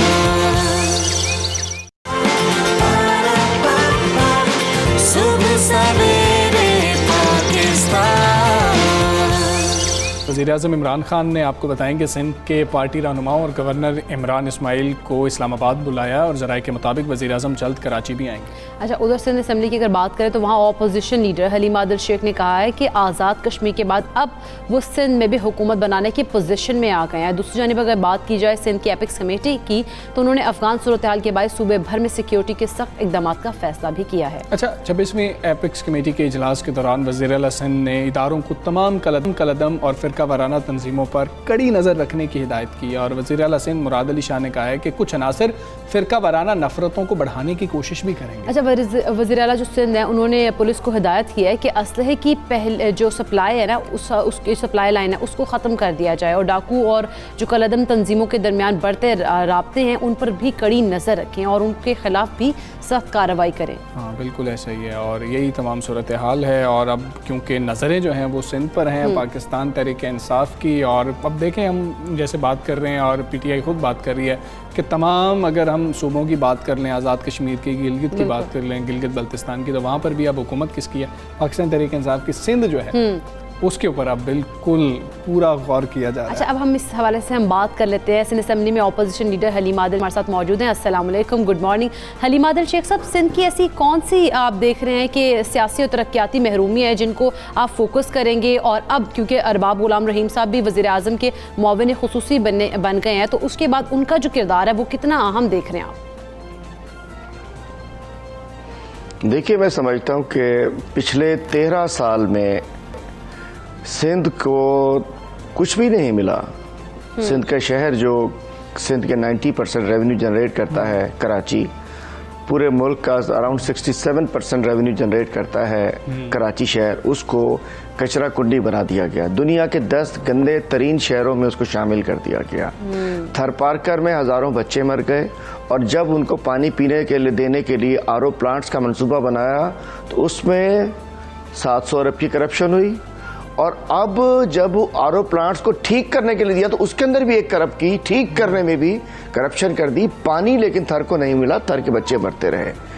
कुत्तों की वैक्सीन सिंध में नहीं मिली। सिंध के रोड रास्ते में, सिर्फ कराची की बात नहीं करता, आप चलिए लाड़काना, पूरे सिंध में सूरत हाल ये है कि बस सिर्फ एक ही चीज़ जिंदा है जो कि भुट्टो जिंदा है, बाकी कुछ भी जिंदा नहीं है यहाँ, जिसकी वजह से अब पाकिस्तान तहरीक इंसाफ ने सिंध की महरूमियाँ, सिंध के लोगों की महरूमियाँ, सिंध के लोगों के साथ नाइंसाफ़ियाँ, ज़्यादतियाँ दूर करने के लिए प्राइम मिनिस्टर ने खुद फैसला कर लिया है। आप देखिए कि अल्हम्दुलिल्लाह 2013 से हमारी केपी गवर्नमेंट बनी, 2018 में KP plus federal plus Punjab plus Balochistan में कोलेशन, 20 के अंदर हमारी उसमें फिर के वो गिल जीबी आ गया और अब हमारा कश्मीर आ गई, तो सिंध बच गया है। अल्हम्दुलिल्लाह जब नया पाकिस्तान जो होगा उसमें पूरे पाकिस्तान में गवर्नमेंट होनी चाहिए और गवर्नमेंट होगी। सिंध को नो गो एरिया बना दिया गया फेडरल प्रोजेक्ट्स के लिए। अगर हम कहते हैं कि SIDCL, तो वो कहते हैं तो ईस्ट इंडिया कंपनी है। 2015 में जिसका खुद इफ्तिताह करते हैं नवाज शरीफ के साथ पीपल्स पार्टी के CM साहब, जब हम आके काम करना चाहते हैं तो कहते हैं तो ईस्ट इंडिया कंपनी है। हम अगर काम करें ईस्ट इंडिया, खुद ऑरेंज लाइन हमारे SIDCL के जरिए उसकी बसें ले रहे हैं, तो ठीक है। तो मतलब इतना मेस क्रिएट कर दिया जिसके लिए अब हमने तय कर लिया है इंशाअल्लाह सियासी बुनियादों पर, जी इंतजामी बुनियादों पर और डेवलपमेंट की सतह के ऊपर, तीनों एंगल से आना है। इंशाल्लाह प्राइम मिनिस्टर साहब भी आएंगे, लेकिन हम 6 तारीख से फेडरल मिनिस्टर असद उमर साहब और शाह महमूद कुरैशी साहब, 6 तारीख को असद उमर साहब इंशाल्लाह मुख्तलिफ अजला में जाएंगे, शाह महमूद कुरैशी साहब इंशाल्लाह 7 को सिंध तशरीफ लाएंगे, पार्लियामेंटेरियन से मिलेंगे, 8 को मिट्टी में जलसा होगा और उसके बाद ये काम शुरू हो जाएगा। अगस्त में प्राइम मिनिस्टर साहब सिंध के लोगों से मिलेंगे, जलसे करेंगे, नोटेबल से मिलेंगे, इलेक्टेबल से मिलेंगे और पार्टी में बहुत बड़ी ज्वाइनिंग आ रहे होंगे। नहीं जी, मिट्टी के जलसे में अभी तक की जो इतलात हैं कि वज़ीर आज़म साहब मिट्टी के जलसे में नहीं आ रहे हैं। ये समझिए कि वार्म अप मैचेस हैं, वो नहीं होते इंशाल्लाह वो टेस्ट मैच से पहले, मेन T20 से पहले, वनडे से पहले, ये वार्म अप मैचेस हैं। एक के अंदर शामिल सीरीज के आगाज से पहले वार्म अप मैचेस होने। अच्छा शेख साहब, ये भी बता दीजिएगा अरबाब गुलाम रहीम साहब का किरदार कितना अहम होगा, क्या जिम्मेदारियां उनको सौंपी गई हैं वज़ीर आज़म साहब की जानिब से? साथ ही पीर पगारा साहब के जो तहफ़्फ़ुज़ात हैं वो आप लोगों तक पहुँचे हैं? उनकी जानिब से कहा जा रहा है कि हमारे लोगों को ही जो है तोड़ा जा रहा है, अगर यही करना था तो फिर आप जनरल इलेक्शन में कर लेते। कल वो स्टोरी मैंने देखी कि जी पीर साहब पगारा ने जो शाह महमूद कुरैशी से बात की, वो कल स्टोरी निकली तो इत्तेफाक से शायद आपने तस्वीर देखी हो कि शाह महमूद कुरैशी के सेकंड में बैठा हुआ था जी। तो जो वो बात सारे फसाने में उसका जिक्र नहीं था। पीर साहब से बड़ी अच्छी बातचीत रही थी, हर इश्यू पे बातचीत रही थी, हर मामले पर बातचीत रही थी। और जो कुछ कल है, लाजमी बात है कि एक कोई पार्टी के लोग अगर जाते हैं अंदर बहुत सारी बातें, लेकिन मनोवन वो नहीं था जो कल था। अल्टीमेटली थोड़ा सा बता दें, होते हैं। मैं बता दें जी नहीं, मैं बताता हूँ। पीर साहब से एक तो सबसे अच्छी बात यह है कि उन्होंने कहा जी हम आपके साथ खड़े थे और आज तक अल्हम्दुलिल्लाह हम आपके साथ खड़े हैं। बिल्कुल हम उस किसी अंदाज में नहीं खड़े जैसे कोई और होता है। और इसमें कोई शक नहीं है कि पीर साहब पगाड़ा पहले दिन से आज तक, हमारे कुछ दो इत्तेहादी जो है वो किसी वक्त के ऊपर आके नाराजगियां भी होती हैं, कोई इस्तीफे भी होते हैं, लेकिन ये बात तो मैं कहूंगा कि पीर साहब पगाड़ा की फैमिली ने कोई एक बात हमें GDA की तरफ से ब्लैकमेलिंग की नहीं आई, जो कहीं और से हल्की फुल्की आती रहती है। हम भी कहते हैं चलो पुरानी ट्रेनिंग है, कोई मसला नहीं है, लेकिन पीर साहब पगाड़ा को उस दिन ऐसी कोई बात नहीं की। बड़ी तफसीली बातचीत हुई और शाह महमूद कुरैशी साहब ने कहा कि मैं आऊंगा दोबारा, चूंकि उस रोज फातिहा के मैं साथ था ना जी। उन्होंने कहा चूंकि फातिहा के लिए इंशाल्लाह बैठ के बात करेंगे, लेकिन एक चीज पे हम लोग मुत्तफिक थे कि सिंध को इस बुराई से जान छुड़ानी है, पीपल्स पार्टी से जान छुड़ानी है। और इसको अगर रहने दिया गया तो सिंध, अल्लाह माफ करे, अल्लाह रहम ही करे सिंध के ऊपर, तो पीर साहब ऑन बोर्ड है। बाकी अरबाब गुलाम साहब कह रहे हैं हमने इससे जान तो अपनी छुड़वानी है, लेकिन जिस तरह से आपने वो बात की है आज़ाद कश्मीर के, आपने कहा कि इलेक्शन के बाद हम लोग जिस तरह से हमने फतह हासिल की, इस तरह हम सिंध में भी हम लोग जो है अपनी हुकूमत बना लेंगे। क्या इतना आसान होगा? क्योंकि अगर गुज़िश्ता इंतखाबात की बात की जाए तो वहाँ पर तो GDA की तरह का एक जो है ना ग्रैंड डेमोक्रेटिक जो अलायंस है वो इत्तेहाद बड़ा अच्छा बना था, बड़ा स्ट्रॉन्ग नजर आता, लेकिन खातिर हो हमने देखा कि उसमें कोई हमें नजर नहीं आई कि कामयाबी हासिल नहीं कर सकी। तो क्या इतना आसान होगा? जी मैं पहले जरा अरबाब साहब के बारे में बात कर लूं। अरबाब गुलाम रहीम साहब एक बहुत अच्छा इजाफा है तहरीक इंसाफ में। हम खुद 3 साल से 4 साल से हमारी ख्वाहिश थी कि अरबाब साहब तहरीक इंसाफ में आए और इंशाअल्लाह सिंध में वजीर आला रहे हैं, अच्छा नाम रहा है 3.5 साल। यहाँ तो 13 साल में जो वजीर आला साहब है उनका नाम आपको बताइए कैसा है, लेकिन वजीर आला एक बिल्कुल ऑनेस्ट वजीर आला, स्ट्रेट फॉरवर्ड है। इंशाअल्लाह उनको पूरे सिंध में उन्होंने पार्टी को मोबिलाइज करने के लिए, उन्होंने बड़ी बड़ी ज्वाइनिंग्स करने के लिए, उन्होंने सियासी फिजा साजगार करने के लिए है और उन्होंने इंशाल्लाह पार्टी को आगे लेकर चलना है। और अरबाब रहीम साहब एक अच्छा इजाफा है हमारी तहरीक इंसाफ में, पूरी पार्टी ने उनको वेलकम किया है। अब आपने क्या कि जी कैसे देखिए कितने बड़े कोशिश के बावजूद सिर्फ 16 सीट्स का डिफरेंस है, सिर्फ 16 सीटों का फर्क है। और मैं तो असेंबली में होता हूं, जो फ्रंट बेंचर, दो जो फ्रंट लाइन्स हैं, फ्रंट सीटर्स के अलावा बैक बेंचर्स का बहुत बुरा हाल है पीपल्स पार्टी के अंदर। वो कहते हैं, ये लगता है कि पीपल्स पार्टी की गवर्नमेंट, कहता है हम 99 लोग हैं, लेकिन ये नॉन इलेक्टेड लोगों को इन्होंने बिठाया हुआ है इख्तियार, मतलब जो इलेक्ट हो गए, मतलब कहीं से रिजेक्ट हो गए, कराची से मुर्तज़ा आप साहब वो 4-4 मिनिस्ट्रियां लेकर बैठे हुए हैं, तो वहां लोग 4-6 लोग हैं, 10-10, 8-8 मिनिस्ट्रियां एक एक बंदे को हैं। बाकी पीछे बैक बेंचर्स का बहुत बुरा हाल है और सिंध की आवाम तंग है इनसे, बस उन्हें एक अल्टरनेट चाहिए पहले। अच्छा, दूसरी बात, हम उतने बड़े किसी इत्तेहाद के साथ अपनी जाएंगे, सब फंक्शनल के साथ हम जाएंगे, जीडीए का पार्टी हम जाएंगे, लेकिन इस दफा हम पीटीआई अपने निशान से, बल्ले के निशान से इमरान खान को लेकर जाएगी। हम किसी ग्रैंड अलायंस वगैरह के चक्कर में नहीं पड़ने जा रहे, इत्तेहाद करेंगे। ठीक है शेख साहब, जो पिछले बैक बेंचर्स हैं तो पीपल्स पार्टी का हिस्सा ही, आपकी बात से ऐसा लग रहा है कि उनसे कोई राब्ते चल रहे हैं, तो अगर राब्ते चल रहे हैं पीपल्स पार्टी के लोगों को तोड़कर अगर दूसरी साइड पे अपनी तरफ बिठा लिया जाएगा, सिर्फ क्लास का सेक्शन तब्दील होगा, तो उससे क्या फायदा होगा आपको? शायद मैंने ये नहीं कहा, आपने जैसे कहा ना कि पीपल पार्टी इतनी मजबूत है, क्या होगा, ये लोग अगली दफा तीर से डर के भागेंगे, इन्हें तीर से खौफ आ रहा है, ये पीपल्स पार्टी के निशान नहीं लेंगे। हाथ में बल्ला तो नहीं होगा, ये कह रहे हैं हमने हमारी तौबा, हमारी बाप की तौबा हम नहीं लेंगे जी। हाथ में बल्ला तो नहीं होगा, बल्ला होगा ना, और क्या होगा, सिंध में भी बल्ला ही चलेगा और कुछ नहीं होगा इंशाअल्लाह। भैया सबके हाथ में बल्ला होगा, तीर वीर का क्या काम है।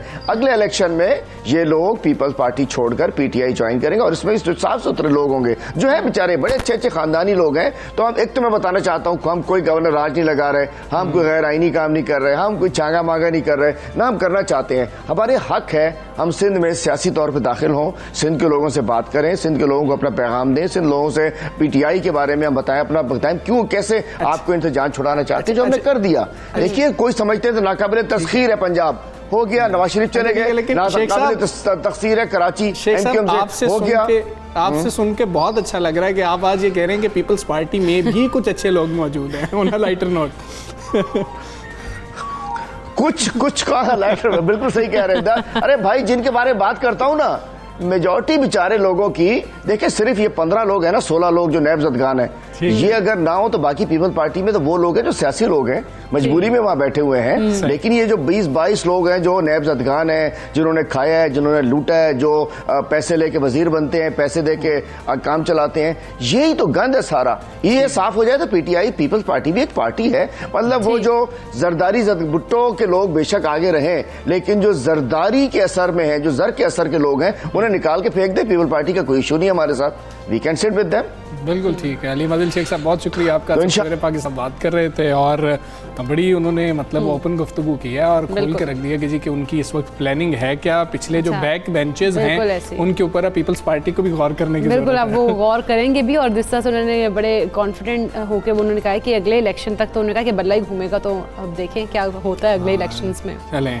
खैर, एक और लेकिन सिंध हुकूमत में और सूबा सिंध की हम बात करें, वहाँ पर एक बड़ा इकदाम जो है उठाया गया, एक अहम कदम उठाया गया है। स्कूलों, मदरसों और दफातर में जिस्मानी सज़ा, जहनी अजियत और बच्चों के साथ बदसलूकी को जुर्म करार दे दिया। अच्छा, महकमा स्कूल एजुकेशन एंड लिटरेसी ने पीर के रोज़ जो है वो बच्चों के खिलाफ हर किस्म के जिस्मानी और जहनी तशद्दुद पर पाबंदी आयद करते हुए एक एक्ट के जो है ना वो कवायद जो हैं उनको नोटिफाई किया था और कवानीन के मुताबिक कहा गया था कि जो तालीमी इदारे हैं वो अपने तलबा के तहफ़्फ़ुज़ और उनकी हिफाजत को यकीनी बनाएंगे। अच्छा, कवायद में अब ये कहा गया है कि किसी भी तालिब इल्म को जिस्मानी, जहनी या जज्बाती तौर पर कोई नुकसान नहीं पहुँचाया जाना चाहिए, या किसी इदारे में मुलाजमत करने वाले किसी फर्द को भी बदसलूकी का निशाना नहीं बनाया जाना चाहिए और तालिब इल्म की ज़हनी या जिस्मानी नशोनमा इससे मुतासिर हो सकती है। अच्छा, दूसरी जानिब अगर हम बात करें सेनेट की कामा कमेटी बराए इंसानी हुकूक की, तो उन्होंने कहा है कि बच्चों की जिस्मानी सज़ा की मुमानियत का जो बिल है तरमीम के साथ जो है उसको मंजूर कर लिया गया और जिसमें ना सिर्फ तालीमी इदारों बल्कि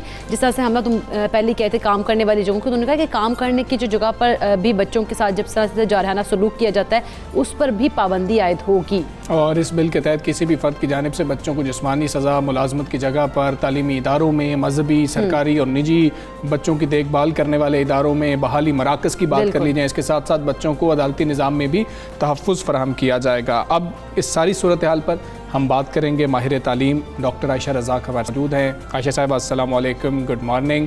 काफ़ी टाइम लग गया, हमें 5 साल लग गए। 2016 का मामला था, एक्ट था, 2021 आ गया, देर आयत दुरुस्त आयत, अब रूल्स सामने आ गए हैं, कैसा देख रही हैं इसको? अच्छा, बहुत बहुत शुक्रिया और वालेकुम सलाम। एक तो अभी आप बल्ले घुमाने और तीर चलाने की बातें कर रहे थे, तो उसके बाद बड़ा ये जो है वो उस तरह की बातों के बाद बड़ा वो गियर शिफ्ट है ये। अब कलम उठाने की बात कर रहे हैं हम। बिल्कुल।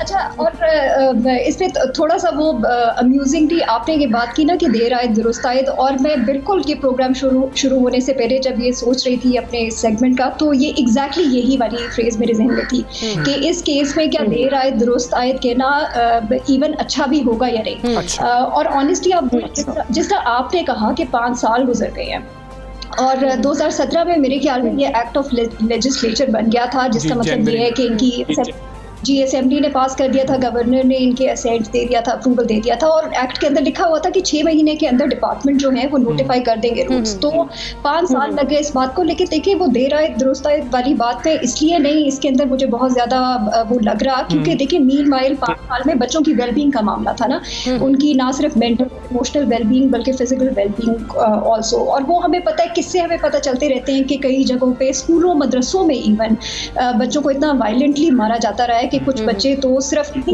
बात पे कि सबक याद नहीं किया। लाहौर में आपने सुना होगा, एक बच्चा बेचारा 17 साल का जान से चला गया।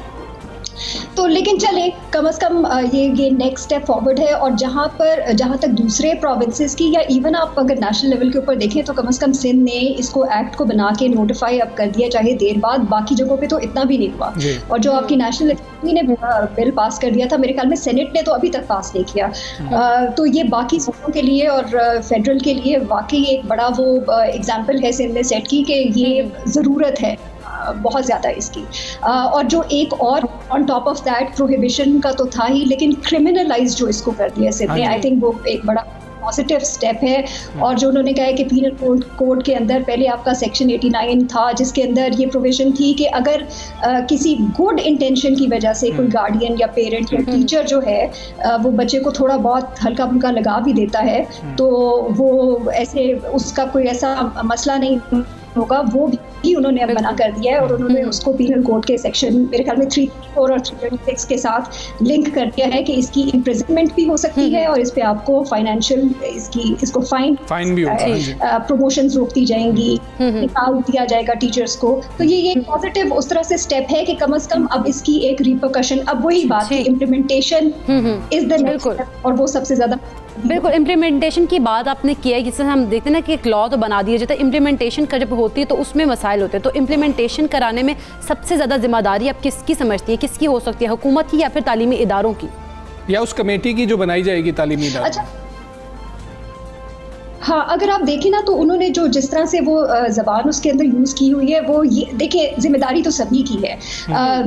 और लेकिन ये है कि काफ़ी सारा उसके अंदर अभी भी मुझे ज़रा थोड़ी सी उसके अंदर लैक ऑफ क्लैरिटी ये नज़र आ रही है कि उसके अंदर जिक्र किया गया है कि जब इस तरह की कोई कंप्लेंट फाइल हुआ करेगी तो स्कूल के अंदर कमेटीज़ बना दी जाएंगी, जिसके अंदर 3 रिप्रेजेंटेटिव्स होंगे इंक्लूडिंग गार्डियन और पेरेंट, और एक कोई कंसर्न डिपार्टमेंट का बंदा होगा, एक स्कूल का हेड होगा, एट्सेट्रा।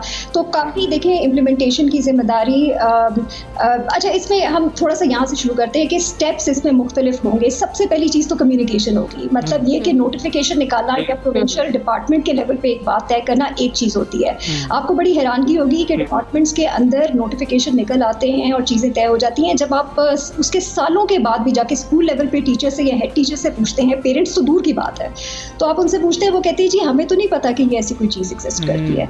तो ये नोटिफिकेशन प्रोविंशियल लेवल से down to district level, down to फिर डिस्ट्रिक्ट के बाद डाउन टू हर कस्बे, गाँव और शहर में जो स्कूल बना है वहाँ तक पहुँचाना एक बहुत बड़ा चैलेंज होता है। और उसके लिए जाहिर है आपको ह्यूमन रिसोर्स चाहिए, फाइनेंसेस चाहिए, ताकि आप वर्कशॉप्स करा सकें, ट्रेनिंग्स करवा सकें, लोगों को बता सकें कि ये कितना क्रूशल चीज़ है, और अगर आपने ना किया इसको एडहियर तो क्या क्या उसकी। ठीक है, अच्छा साहब, इसमें एक इम्पॉर्टेंट चीज़ है कि पहले तो ये रिपोर्ट हो फिर वो कमेटी आगे रिपोर्ट करे, फिर ये मामला चलता रहे। पहले तो बच्चा घर बताएगा, वालिदैन आगे रिपोर्ट करेंगे भी कि नहीं करेंगे, ये एक मसला है। जैसे कि यहाँ पर कामयाब तरीन लोग ये कहते हैं कि हम फ़लाँ स्कूलों में पढ़ते थे, हमें तो असातिज़ा झड़कते थे, हमें तो असातिज़ा मारते थे, इसी वजह से आज हम कामयाब हैं। तो कामयाबी को मार के साथ कामयाब लोग खुद जोड़ देते हैं। तो जब पेरेंट्स इसको गलत ही नहीं समझेंगे तो फिर रिपोर्ट कौन करेगा और इसका फ़ायदा कितना होगा? और एग्जैक्टली मेरे ख्याल में आपने खुद ही अपनी बात का जो है वो बड़ा अच्छा जवाब भी दे दिया। मैं सिर्फ उसको री एम्फेसाइज करूँगी कि कम्युनिकेशन की मुख्तलिफ वो अवेयरनेस रेजिंग ये सिर्फ स्कूल नहीं बल्कि पेरेंटल लेवल के ऊपर, और वो बड़ा प्रॉब्लमैटिक होगा कि हर पेरेंट, हर किस्म का पेरेंट्स आ रहा है, आपको पता है हर किस्म का स्कूल है, बच्चे हर किस्म के बैकग्राउंड से आते हैं, और वो आप चाहे पढ़े लिखे पेरेंट्स की बात करें या जो इतने पढ़े लिखे पेरेंट्स नहीं हैं उनकी बात करें, तो आपको एक कॉमन थ्रेड नजर आता है कि जी मार तो पड़ती है, उसके बगैर बच्चा सीखता नहीं है। ये बहुत बड़ी मिथ है, क्योंकि अगर पेरेंट्स को ये पता चलता है, ना सिर्फ बाहर की रिसर्च बल्कि पाकिस्तान की अब रिसर्च में ये आपको नजर आता है कि जब आप बच्चे को मारते हैं और आपका ये ख्याल है कि शायद ये कोई पॉजिटिव चीज़ है, वो डिसिप्लिन होता है उससे और वो उसकी बेटर वो एकेडमिक या अदरवाइज एथिक्स होती हैं या वो बेहतर परफॉर्म करता है, तो ये एग्जैक्ट ऑपोजिट होता है बल्कि उसके। तो आपका बच्चा, बहुत सारी रिसर्च ये शो करती है कि ना सिर्फ डिसएंगेज हो जाता है क्लासरूम से।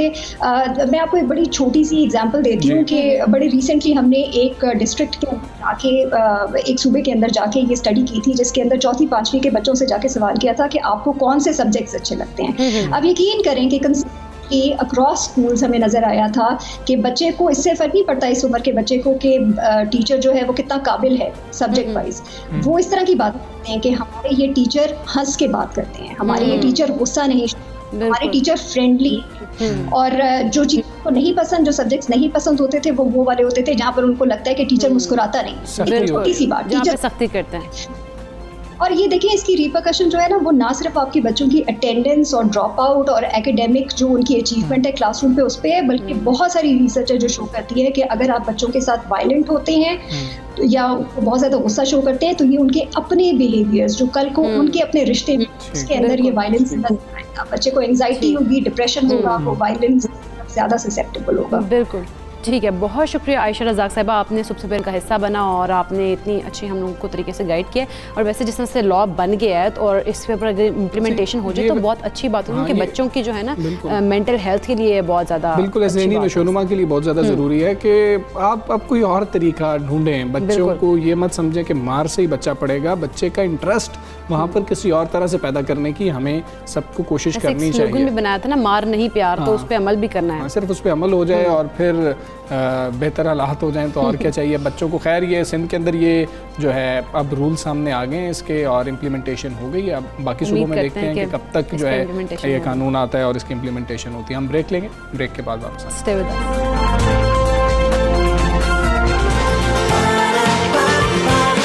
सुबह सवेरे पाकिस्तान, सुबह सवेरे पाकिस्तान।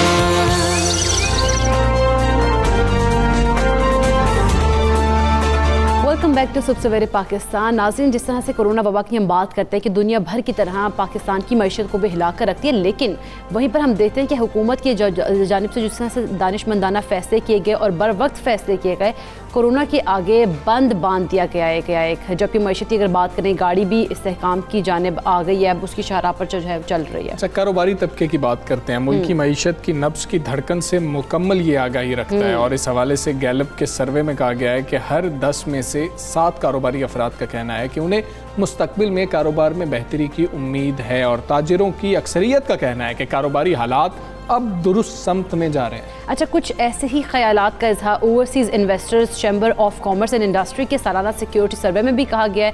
उस सर्वे में उन्होंने कहा है कि एक साल में पाकिस्तान में सलामती की सूरत हाल मजमूई तौर पर बेहतर हुई। और सर्वे के मुताबिक लाहौर की अगर बात की जाए तो उन्होंने कहा लाहौर में ख़ास तौर पर सिक्योरिटी माहौल में 61% बेहतरी आई है। अच्छा, खैबर पख्तूनख्वा की बात की जाए 59%, पंजाब के दीगर अजला में 53% और कराची में 51% बेहतरी अब देखी गई है। सदर हम बात करें OICCI का कहना है कि मुल्क में काम करने वाले बड़े गैर मुल्की सरमायाकारों का सिक्योरिटी के माहौल पर मुस्बत तासुर अब इत्मीनान बख्श है। बिल्कुल, इससे दीगर मुमकिन सरमायाकारों को भी उनका कि मुस्बत पैगाम पहुँचता है। बिल्कुल ऐसी सूरत हाल है। हम जानेंगे, हमारे साथ कराची चैम्बर ऑफ सदर शारिक वोरा साहब मौजूद हैं, उनको शामिल गुफ्तगू करेंगे। शारिक वोरा साहब अस्सलाम वालेकुम, good morning sir. Sir, Gallup survey के मुताबिक 10 में से 7 कारोबारी अफराद का कहना है कि उनको मुस्तकबिल में कारोबार में बेहतरी की उम्मीद है। आप उन 7 में मौजूद हैं या उन बाकी 3 में मौजूद हैं? Good morning. मैं तो साथ में क्या, मैं तो चाहता हूँ कि, और मैं समझता हूँ कि 10 में से 10 जो है कारोबारी हजरात वो खुश हैं। ठीक है, अच्छा। और मैं ये समझता हूँ कि इस वक्त पाकिस्तान में जो सबसे बड़ी मस्बत तब्दीली आई है वो यही है कि पाकिस्तान का जो इंडस्ट्रियलिस्ट है और इन्वेस्टर है वो बेसिकली इंस्पायर्ड है, और ये बहुत बड़ी कामयाबी है मैं समझता हूँ हुकूमत की, कि लोगों का जो हौसला है। देखें, किसी भी मईशत के लिए सबसे जो इम्पोर्टेंट चीज़ है वो ये होती है कि वहाँ का जो कारोबारी तबका है वो उसमें कॉन्फिडेंस हो, उसमें ये मस्बत रवैया हो कि मेरे मुल्क में मैं जो काम कर रहा हूँ, जो इन्वेस्टमेंट कर रहा हूँ, उसके नताइज मुस्तकबिल में बेहतर आएंगे। मैं समझता हूँ कि जो इमरान खान साहब की हुकूमत का ये कारनामा है, ये शायद आदाद व शुमार के जो नंबर्स हैं उससे बड़ा कारनामा ये है। तो this is something I appreciate, और ये आहिस्ता आहिस्ता लोगों को रियलाइज हो रहा है, और इसका फ़ायदा जो है फिर वो आपको पता है कि जो लाखों एक्सपर्ट्स पाकिस्तानी बाहर हैं वो भी इंशाल्लाह अपने जो इन्वेस्टमेंट्स हैं वो मुल्क में लाना उन्होंने शुरू कर दिया है। और आप और हम सब देखेंगे कि जो next year and later the next year Pakistan जो है वो उसकी जो ग्रोथ है इंशाल्लाह ताला वो 6% से ज़्यादा होगी। पाकिस्तान की एक्सपोर्ट्स इंशाल्लाह जो है वो कम से कम 7 से 8% बढ़ जाएगी। ठीक है। और जो एक मस्बत पहलू है वो ये है कि यहाँ पर जो इन्फ्लेशन है वो Aahista Aahista is going down, जो कि फिर अल्टीमेटली हेल्प करेगा हमको पाकिस्तान की जो पॉलिसी रेट है, जो डिस्काउंट रेट है। अच्छा, शारिक वोरा साहब, गैलप सर्वे के मुताबिक ये भी कहा गया गुज़श्ता साल की बात ये कि उस दौरान 2/3 कारोबारी अफराद की जो सेल है उसमें कमी देखने में आई है। क्या ताजिर बरादरी और आप सबका यही मुशाहिदा है? नहीं, ऐसा नहीं है। देखें, अच्छा। ये जो ऐसे नंबर्स हैं ना जो नेगेटिव नंबर्स हैं, देखें कोई भी जो स्टेटिस्टिक्स ऐसी चीज़ है कि उसको आप किसी भी अंदाज से इवेल्युएट कर सकते ठीक है। आई थिंक कि जी उसको अगर आप नेगेटिव माइंडसेट्स के साथ इवेल्युएट करेंगे तो आपको उसमें मनफी, ये half glass full half glass empty वाली चीज़ है। किन हालात में कोविड में इंटरनेशनली जो पाकिस्तान की पोजीशन थी, जो पाकिस्तान की एक्सपोर्ट की हालत थी, जो पाकिस्तान की फॉरेन डेट की पोजीशन थी, उन सब को मद्देनज़र रखते हुए जिस तरह अब इकॉनमी का जो ट्रेंड है, डायरेक्शन है, वो बहुत पॉजिटिव है। और इंशाल्लाह, और कल भी, आज मैं यहाँ इस्लामाबाद में हूँ और आपको बताऊँ कि the best part of prime minister Imran Khan is कि वो हर 2-3 महीने के बाद पूरे चेंबर्स को बुला के उनके साथ पर्सनली मिल रहे हैं। कल भी वो हमसे मिले, और भी कोई तकरीबन 10-12 बड़े चेंबर्स थे, और ये बड़ा खुश आइंद है कि प्राइम मिनिस्टर खुद इन्वॉल्व होता है ट्रेडर्स के साथ। ठीक है शारिक वोरा साहब, फिर आपकी मौजूदगी थी उस मुलाकात में, तो उससे फ़ायदा उठाते हैं, आप हमारे साथ भी मौजूद हैं। क्या तजावीज़ दी गई हैं वज़ीर आज़म साहब को? वज़ीर आज़म साहब का उन तजावीज़ पे रिस्पॉन्स क्या था? देखिए, बुनियादी तौर पर तो ज़्यादातर लोगों ने वज़ीर आज़म साहब को ये कहा है कि जो पॉलिसी रेट है उसमें मज़ीद कमी की जाए ताकि पाकिस्तान की जो ग्रोथ हो रही है वो सस्टेनेबल हो। दूसरा, ज़्यादातर चेंबर्स ने जो ब्यूरोक्रेटिक हर्डल्स हैं उनको दूर करने के लिए कहा है। कराची चेंबर ने और बहुत सारे चेंबर ने प्राइम मिनिस्टर साहब को ये कहा है कि सिर्फ टेक्सटाइल जो है वो पाकिस्तान की एक्सपोर्ट्स को नहीं बढ़ा सकती, हमको बियॉन्ड टेक्सटाइल्स देखना होगा, जिस पर के प्राइम मिनिस्टर ने बहुत पॉजिटिव रिस्पांस का जो है वो मुजाहिरा किया। और उन्होंने रज़ाक दाऊद साहब को, हमाद अज़हर साहब को, शौकत तरीन साहब को, सबको ये इंस्ट्रक्शंस दी कि आप इंडस्ट्रियलिस्ट के साथ, चेंबर्स के साथ एक रेगुलर कांटेक्ट में आएँ। और फिर शौकत तरीन साहब ने बड़ा अहम ऐलान किया, उन्होंने कहा कि जी हम एक पोर्टल बनाने जा रहे हैं जहां आपके डे टू डे इश्यूज जो हैं वो भी आप अपनी मुश्किलात उस पोर्टल पर रख सकते हैं। मैं समझता हूं कि शौकत तरीन साहब भी बहुत ज़बरदस्त काम कर रहे हैं। रज़ाक दाऊद साहब is a very very hard working minister commerce के, तो ओवरऑल मैं समझता हूँ कि एक टीम वर्क अब नज़र आ रहा है और फिर इंडस्ट्रियलिस्ट भी इंस्पायर्ड है, वज़ीर आज़म को सपोर्ट कर रहे हैं, तो पाकिस्तान बहुत बेहतर हो जाएगा इंशाल्लाह। अच्छा शारिक बोल रहा था, जिस तरह कोविड की सूरत हाल है और अगर कराची का जिक्र करें तो कराची में दोबारा से सूरत हाल हम देख रहे हैं कि ख़राब होती जा रही है, ऐसे में जो कारोबारी मामलात हैं उनको कैसे बेहतर बनाया जा सकता है? देख, कराची अनफॉर्चुनेटली वहाँ पर SOPs पर भी अमल दरामद as compare to other country थोड़ा सा वीक है। और फिर आपको पता है कि कराची इतना कंजेस्टेड शहर है, यहाँ की जो आबादी है, इसकी जो प्लानिंग है उसमें बहुत करीब करीब लोगों की मूवमेंट्स है, ह्यूज पॉपुलेशन की वजह से हुकूमत सिंध ऑल्दो मैं समझता हूँ कि बेहतर कंट्रोल कर रही है और बार बार लॉकडाउन या वैक्सीनेशन की ड्राइव भी हुकूमत सिंध ने बड़ी अच्छी चलाई हुई है। बट आई थिंक कि इसमें मज़ीद बेहतरी की ज़रूरत है। लेकिन हम ये कहते हैं कि आप अगर बिजनेसेस बंद कर देंगे तो उससे आपका कारोबार जो है वो अगर बंद हो जाएगा तो कोविड में तो शायद इतना बेहतर नतीजा ना मिले, लेकिन माशी तौर पर नुकसान होगा। इसको साइंटिफिकली ज़्यादा बेहतर तरीके से हैंडल करने की ज़रूरत है। कराची चैम्बर लॉकडाउन के हक में नहीं है, जो कि आज फैसला होना है, ऐसे ही है सर? जी बिल्कुल, हम ये कहते हैं कि लॉकडाउन जो है वो उसको मतलब स्मार्ट लॉकडाउन या साइंटिफिक ऐसा लॉकडाउन करें। देखिए, अगर आप कराची को बंद कर देंगे, ट्रांसपोर्ट बंद कर देंगे, तो लोग वैक्सीनेशन के लिए कैसे जाएंगे? बिल्कुल ठीक है, मुकम्मल लॉकडाउन नहीं होना चाहिए, कोई और तरीकाकार अपनाना चाहिए कि जिससे केसेस भी नीचे आ सक रहे और कारोबार को भी नुकसान ना पहुंच रहा हो। आप बहुत शुक्रिया आपका शारिक वोरा साहब। मेरे पाकिस्तान से आप बात कर रहे थे और उन्होंने मुलाकात का भी जिक्र किया जो वज़ीर आज़म साहब ने की है और जो तजावीज़ उन्होंने बताई कि दी गई हैं और फिर वज़ीर आज़म साहब ने उसके ऊपर बड़ा मुस्बत रद्द बिल्कुल ऐसे। अच्छा, हम उम्मीद करते हैं जो हमारी इकॉनमी है वो स्ट्रॉन्ग हो, जिस तरह से कहा जा रहा है, तो हाँ। और अच्छा, जो जिस तरह शारिक वोरा साहब ने कहा कि वो भी जो है मुतमईन है तमाम सूरत हाल से, वो 7 और 3 नहीं होना चाहिए था, 10 होना चाहिए था। बिल्कुल, तो उस लिहाज से तो हम उम्मीद करते हैं कि हमारी जो इकॉनमी है वो स्ट्रॉन्ग हो मजीद भी। अच्छा ठीक है, हम थोड़ा सा आपको लेके चलते हैं। एक मुनफरिद सा तरीका है, मुनफरिद सा आइडिया है। कोट अद्दू दरियाए सिंध तौसा बैराज के मकाम पर लिटरेसी एजुकेशन डिपार्टमेंट की जानिब से पाकिस्तान का पहला मुनफरिद कश्ती वाला स्कूल कायम कर लिया गया है और तालीम बालगा सेंटर कश्ती पर माहीगीरों को फ्री तालीम और किताबें फराहम कर। अच्छा, वो ये सब कुछ कैसे कर रहे हैं? एक रिपोर्ट तैयार की है नासिर हुसैन ने, आपको वो दिखाते हैं।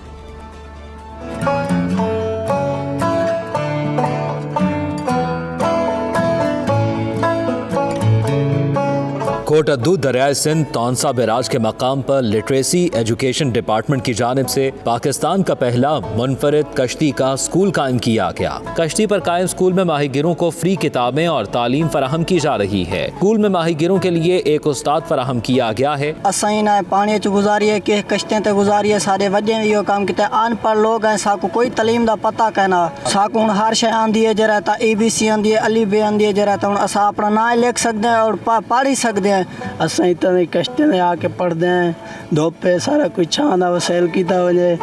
असां मजदूर लोग हैं, सारे किते मकसद कोई वजीफा किया वजे। अनपढ़ लोग से माई गिरा सारे ने कैसे गुजारी। असां पे आवे ABC आ गई, हिसाब किताब करना आ गया, अपना नंबर लिखना आंदे। वजीर आला कोई प्ले करना कि 3 घंटे का कोई वजीफा छोटा दिता वने। मछली पकड़ने वाले माहीगिरों को दौरान शिकार 2 घंटे रोजाना कश्ती के स्कूल में तालीम दी जाती है। 3 घंटे ये मेरे पास पढ़ते हैं, तो ये जो 3 घंटों का वक्त होता है ये इनकी रोजगार के लिए होता है। मैं वज़ीर पंजाब को रिक्वेस्ट करता हूँ कि वो इनके लिए छोटा सा वजीफा दें। माहीगिरों ने वज़ीर आला पंजाब सरदार उस्मान खान बुज़दार से कश्ती के स्कूल में माहीगिरों को तालीम के साथ रोजगार और वजीफा भी फराहम करने का मुतालबा किया है। तालीम हर किसी का हक है और बिल्कुल जो लोग वो देखे, वो क्या कह रहा था कि जी कि हमारे तो बुजुर्ग जो थे वो भी यही काम करते थे, हमें तो तालीम का पता ही नहीं, आप कुछ पढ़ लिख जाएंगे तो पता लग बिल्कुल ऐसे। अच्छा, वो बड़े खुश हो रहे हैं, वो कह रहे हैं पहले हमें कुछ भी नहीं पता था, हम मजदूर लोग हैं, लेकिन अब हमें अपना नाम लिखना आ गया। ये कितनी अच्छी बात है। बिल्कुल ऐसी है, नाम भी नहीं लिखना आता था, बड़ी अच्छी बात है।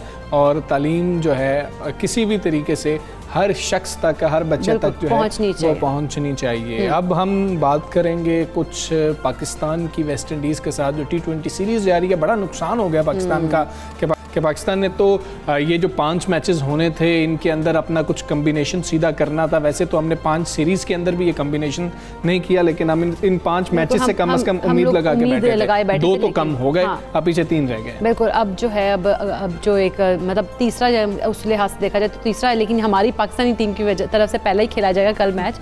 तो जो दूसरा T20 यानी कि इसको कहा जा रहा है कि कल गयाना में खेला जाएगा। कौमी क्रिकेट टीम बारबाडोस से गयाना पहुंच भी गई है, जहां पर कोविड टेस्ट रिजल्ट आने तक तमाम जो स्क्वाड मेंबर हैं उनको आइसोलेट कर दिया गया, वो आइसोलेट रहेंगे। ऐसे ही था। और अब टेस्ट प्लेयर जो है होने पर ये एक आम तरीका है जो अब अपनाया जाता है कि जब आप मूव कर रहे होते हैं उसके बाद टेस्ट किए जाते हैं, वो क्लियर हो जाते हैं, तो फिर वो आप सबको बाहर आने की इजाज़त दे दी जाती है। और अब पहला मैच हमें पता है T20 का वो बारिश की वजह से जो है मनसूख करना पड़ा था। वेस्ट इंडीज़ ने बैटिंग की थी और उम्मीद मुझे तो ज़ाती तौर पे ये थी कि पाकिस्तान जीत जाएगा अगर पाकिस्तान की बैटिंग आ जाए, लेकिन पाकिस्तान की बैटिंग नहीं आई और मैच को ख़त्म करना पड़ा। दूसरी जानिब हम देखते हैं कि जो कीवी टीम है उसका दौरा पाकिस्तान के हवाले से भी अच्छी एक खबर आई है और न्यूजीलैंड क्रिकेट बोर्ड इंतज़ामिया की जानिब से जो है इंतजामात का जायज़ा लेने के लिए सिक्योरिटी माहिर को पाकिस्तान उन्होंने कहा कि हम भेजेंगे और फिर देखेंगे। लेकिन एक अच्छी खबर है कि न्यूजीलैंड की क्रिकेट टीम अब आएगी। सितंबर-अक्टूबर की ये सीरीज़ जो है ये प्लान्ड है और उसके लिए ये सब कुछ किया जा रहा है, तो वो भी एक अच्छी सीरीज़ होगी। खैर, हम अभी बात करते हैं जो कल होने वाला मैच है और पहले मैच के अंदर जो टीम कॉम्बिनेशन था उसको कैसे देखते हैं। हमारे साथ senior sports analyst Mirza Iqbal साहब मौजूद है। मिर्ज़ा इकबाल भाई, अस्सलाम वालेकुम, गुड मॉर्निंग सर। पहले बात कर लेते हैं कितना नुकसान हो गया ये 5 मैचेस पाकिस्तान के लिए, ख़ास तौर पर कितने इंपॉर्टेंट थे। हमारा कम्बिनेशन नहीं बन रहा था, 2 तो हम ज़ाया हो गए हमारे से। बहुत बहुत शुक्रिया, सुबह खैर हमजा और इकरा आपको भी। आपने बिल्कुल सही कहा, हमारा बड़ा नुकसान हुआ क्योंकि एक टेस्ट हमने कम करके 2 T20 ऐड किए थे और वो दोनों ही बिल्कुल नहीं हो सके क्योंकि पहला मैच जो था वो वेस्ट इंडीज़ और ऑस्ट्रेलिया का जो वनडे था उसकी वजह से उसको उसकी नज़र हो गया, और फिर दूसरा जो वनडे था जो टेक्निकली पहला वनडे था इस सीरीज़ का वो बारिश की नज़र हो गया।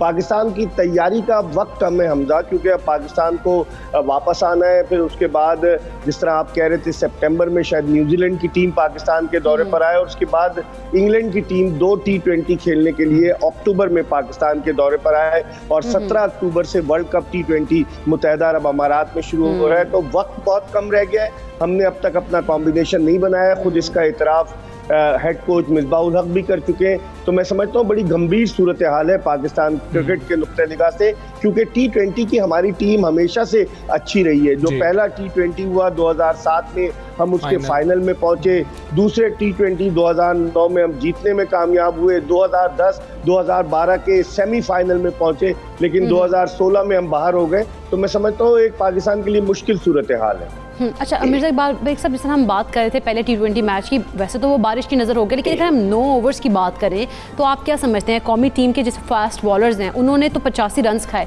तो उसको हम बेहतर कारकर्दगी कह सकते हैं? देखिए इकरा, क्योंकि मैच बहुत कम ओवर्स का हो गया था तो उसमें तो पिटाई लाजमी होनी थी, क्योंकि दूसरी टीम भी तैयारी के साथ आ रही थी, कम ओवर्स थे, तो इसलिए अब असल इम्तिहान जब कल होगा दूसरा T20 जॉर्ज टाउन गयाना में, तब पता चलेगा कि क्या होता है। लेकिन वेस्ट इंडीज की टीम का अगर आप कंपैरिजन करें हमदा, तो बहुत मजबूत टीम है। Chris Gayle, Dwayne Bravo, Nicholas Pooran, उसके अलावा जो उनके कप्तान है कैरून पोलार्ड, जेसन होल्डर, बड़ी तगड़ी टीम है वेस्ट इंडीज की। तो हमारे लिए बड़ा मुश्किल हो जाएगा। उनकी बैटिंग लाइनअप नंबर 9-10 तक तो उनकी बैटिंग लाइनअप है, आपने देखा होगा 9 ओवर्स में जिस तरीके से वो मार रहे थे। लैंडन सिमंस अगरचे जख्मी हो गए, तो मैं समझता हूँ पाकिस्तान के लिए एक टफ टाइम होगा, क्योंकि वेस्ट इंडीज 4-1 से ऑस्ट्रेलिया के खिलाफ T20 सीरीज जीत चुका है, तो पाकिस्तान की सलाहियतों की आजमाइश होगी ये सीरीज। बिल्कुल सर, उस मैच में भी जो बॉल बैट पे लग रहा था वो ग्राउंड से बाहर ही जा रहा था, मतलब छक्के इस तरह से लग रहे थे। खैर हम देखें तो शर्जील मौजूद थे,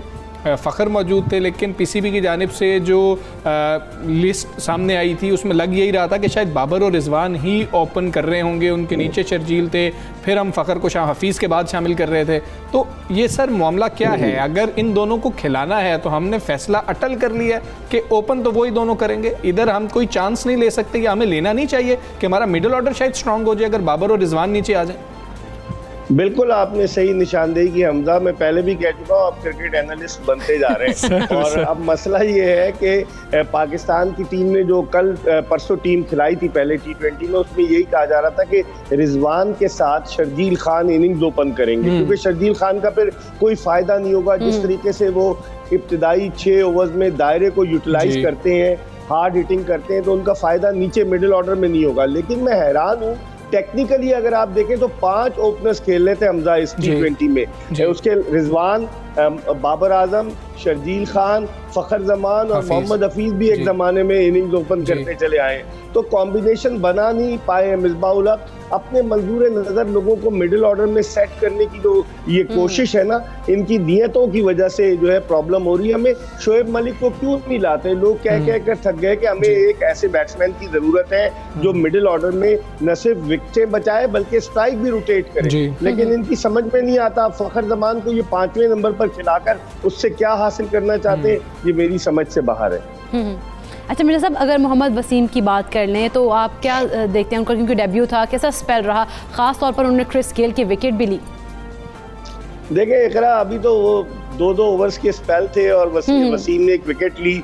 उनका ताल्लुक जनूबी वजीरिस्तान से, 19 साल के।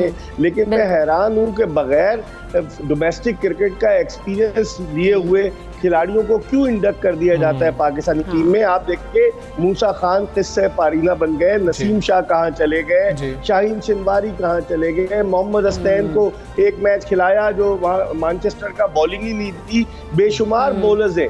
तो मुझे लगता है कि वकार यूनुस साहब क्रेडिट लेने के लिए कि उनकी मौजूदगी में पाकिस्तान का जो पेस अटैक है वो बड़ा ज़बरदस्त हो रहा है, यंगस्टर्स आ रहे हैं, मौका दे रहे हैं। अभी एक अरशद इकबाल भी इस टीम में मौजूद है, स्वाबी के फास्ट बॉलर, उनको एक T20 खिलाया जा चुका है। तो मेरी समझ में नहीं आ रहा ये करना क्या चाह रहे हैं। और मुत्तहिदा अरब अमारात की विकेटें हमजा स्पिनर्स के लिए ज्यादा आइडियल होंगी। तो अब हम देखते हैं कि हमारे स्पिनर्स क्या करते हैं। इमाद वसीम को इन्होंने ड्रॉप कर दिया था, आया इमाद वसीम इनके प्लान में है नहीं। उनका सितारा गर्दिश में एक जमाने में इमाद वसीम को पाकिस्तान की T20 टीम की कप्तानी के लिए टिप किया जा रहा था, लेकिन अब उनका सितारा गर्दिश में है। सर बहुत देर की मेहरबान आते आते वो वाला मामला, हफीज़ को आखिरकार ओवर मिलना शुरू हो गए हैं और अब हमें लग रहा है कि स्पिनर्स में सबसे ज़्यादा फोकियत पिछले 2 मैचेस अगर जो पाकिस्तान ने खेलने, लग रहा था कि शायद हफीज़ ही सबसे इंपॉर्टेंट स्पिनर हमारे पास रह गए हैं। इतना हमें टाइम क्यों लग गया ये समझने में, या फिर अब अना कुछ कम होती जा रही है?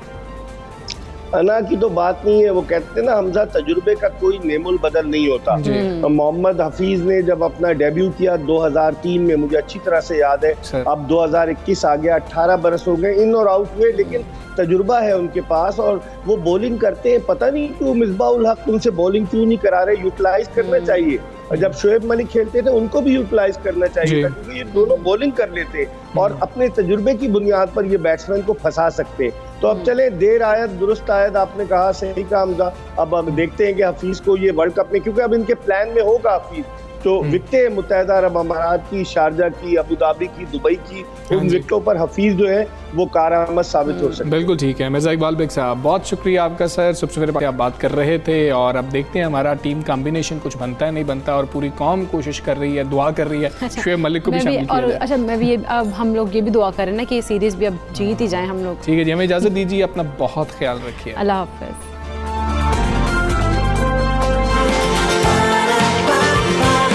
सुबह सवेरे।